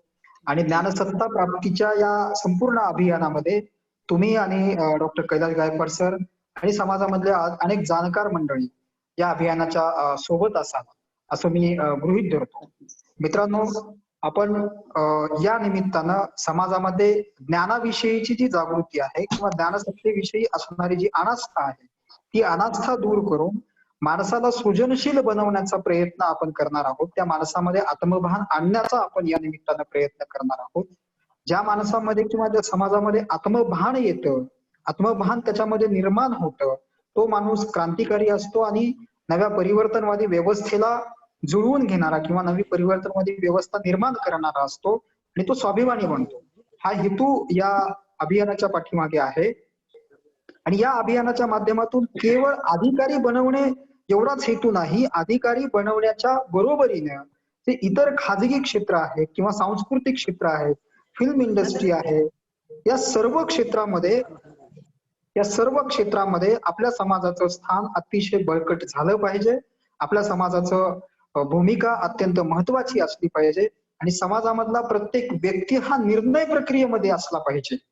या भूमिकेमधून आपण हे अभियान हाती घेतलेलं आहे आणि या अभियानाचं आजचं हे उद्घाटनाचं पहिलं सत्र होतं. एकाड एक दिवस आपण ही जी ज्ञान संवाद अभियानाची प्रक्रिया आहे आपण 30 ऑगस्ट पर्यंत सातत्यानं सुरू ठेवणार आहोत. समाजामधली अतिशय प्रतिभावंत माणसं, अतिशय उच्च शिक्षित माणसं, अतिशय त्या क्षेत्रामधली ज्ञानवंत माणसं आपल्यासोबत संवाद साधणार आहेत. प्रत्येकाला त्या विषयामधला जो तज्ञ आहे त्या विषयातल्या तज्ञ माणसांशी आपण कॉन्टॅक्ट करून त्या लोकांना आपल्याशी संवाद साधण्यासाठी विनंती केलेली आहे. उद्याचं जो आपलं सत्र असेल म्हणजे परवाचं 9 तारखेचं जे सत्र आहे ते कृषी व संलग्न क्षेत्रातील करिअरची संधी या संदर्भातलं या विषयावरती मांडणी करण्यासाठी आपल्या बरोबर असणार आहेत माजी केंद्रीय कृषी सल्लागार आदरणीय डॉक्टर विश्वास सदामते सर आणि त्याचबरोबर मराठवाडा कृषी विद्यापीठाचे माजी संचालक डॉक्टर गोवर्धन खंडागळे सर हे 9 तारखेला आपल्या बरोबर कृषी व संलग्न क्षेत्रामधील करिअरच्या संध्या या विषयावरती संवाद साधणार आहेत. मी आपल्या सर्वांना विनंती करतो की आपण पुन्हा 9 तारखेच्या येणाऱ्या आपल्या सेशनमध्ये येणाऱ्या आपल्या लेक्चर सिरीज मध्ये जॉईन व्हावं आणि जास्तीत जास्त समाजामधल्या विद्यार्थी आणि पालकांपर्यंत ही भूमिका किंवा हा मेसेज आपण पोहोचवावा आणि अनेक विद्यार्थ्यांना अनेक पालकांना या अभियानामध्ये सहभागी करून घ्यावं जेणेकरून कुठलाही विद्यार्थी किंवा कुठलाही पालक एखाद्या शैक्षणिक ब्रांचेसच्या माहितीच्या अभावी त्या ब्रांच पासून किंवा त्या शिक्षण शाखापासून वंचित राहणार नाही याची काळजी आपण समाज बांधव म्हणून समाजातली जाणकार म्हणून घेणं ही सर्वांची महत्वाची जबाबदारी आहे असं मी मानतो. आणि आपल्या सर्वजण सहभागी झालात याबद्दल मी सर्वांचा आभार मानतो आणि आजचं हे उद्घाटनाचं सत्र या ठिकाणी संपलं आहे असं मी जाहीर करतो आणि होस्टला विनंती करतो की आजची मीटिंग त्यांनी या ठिकाणी स्टॉप करावी. यानंतर 9 तारखेपासून होणाऱ्या ज्या काही लेक्चर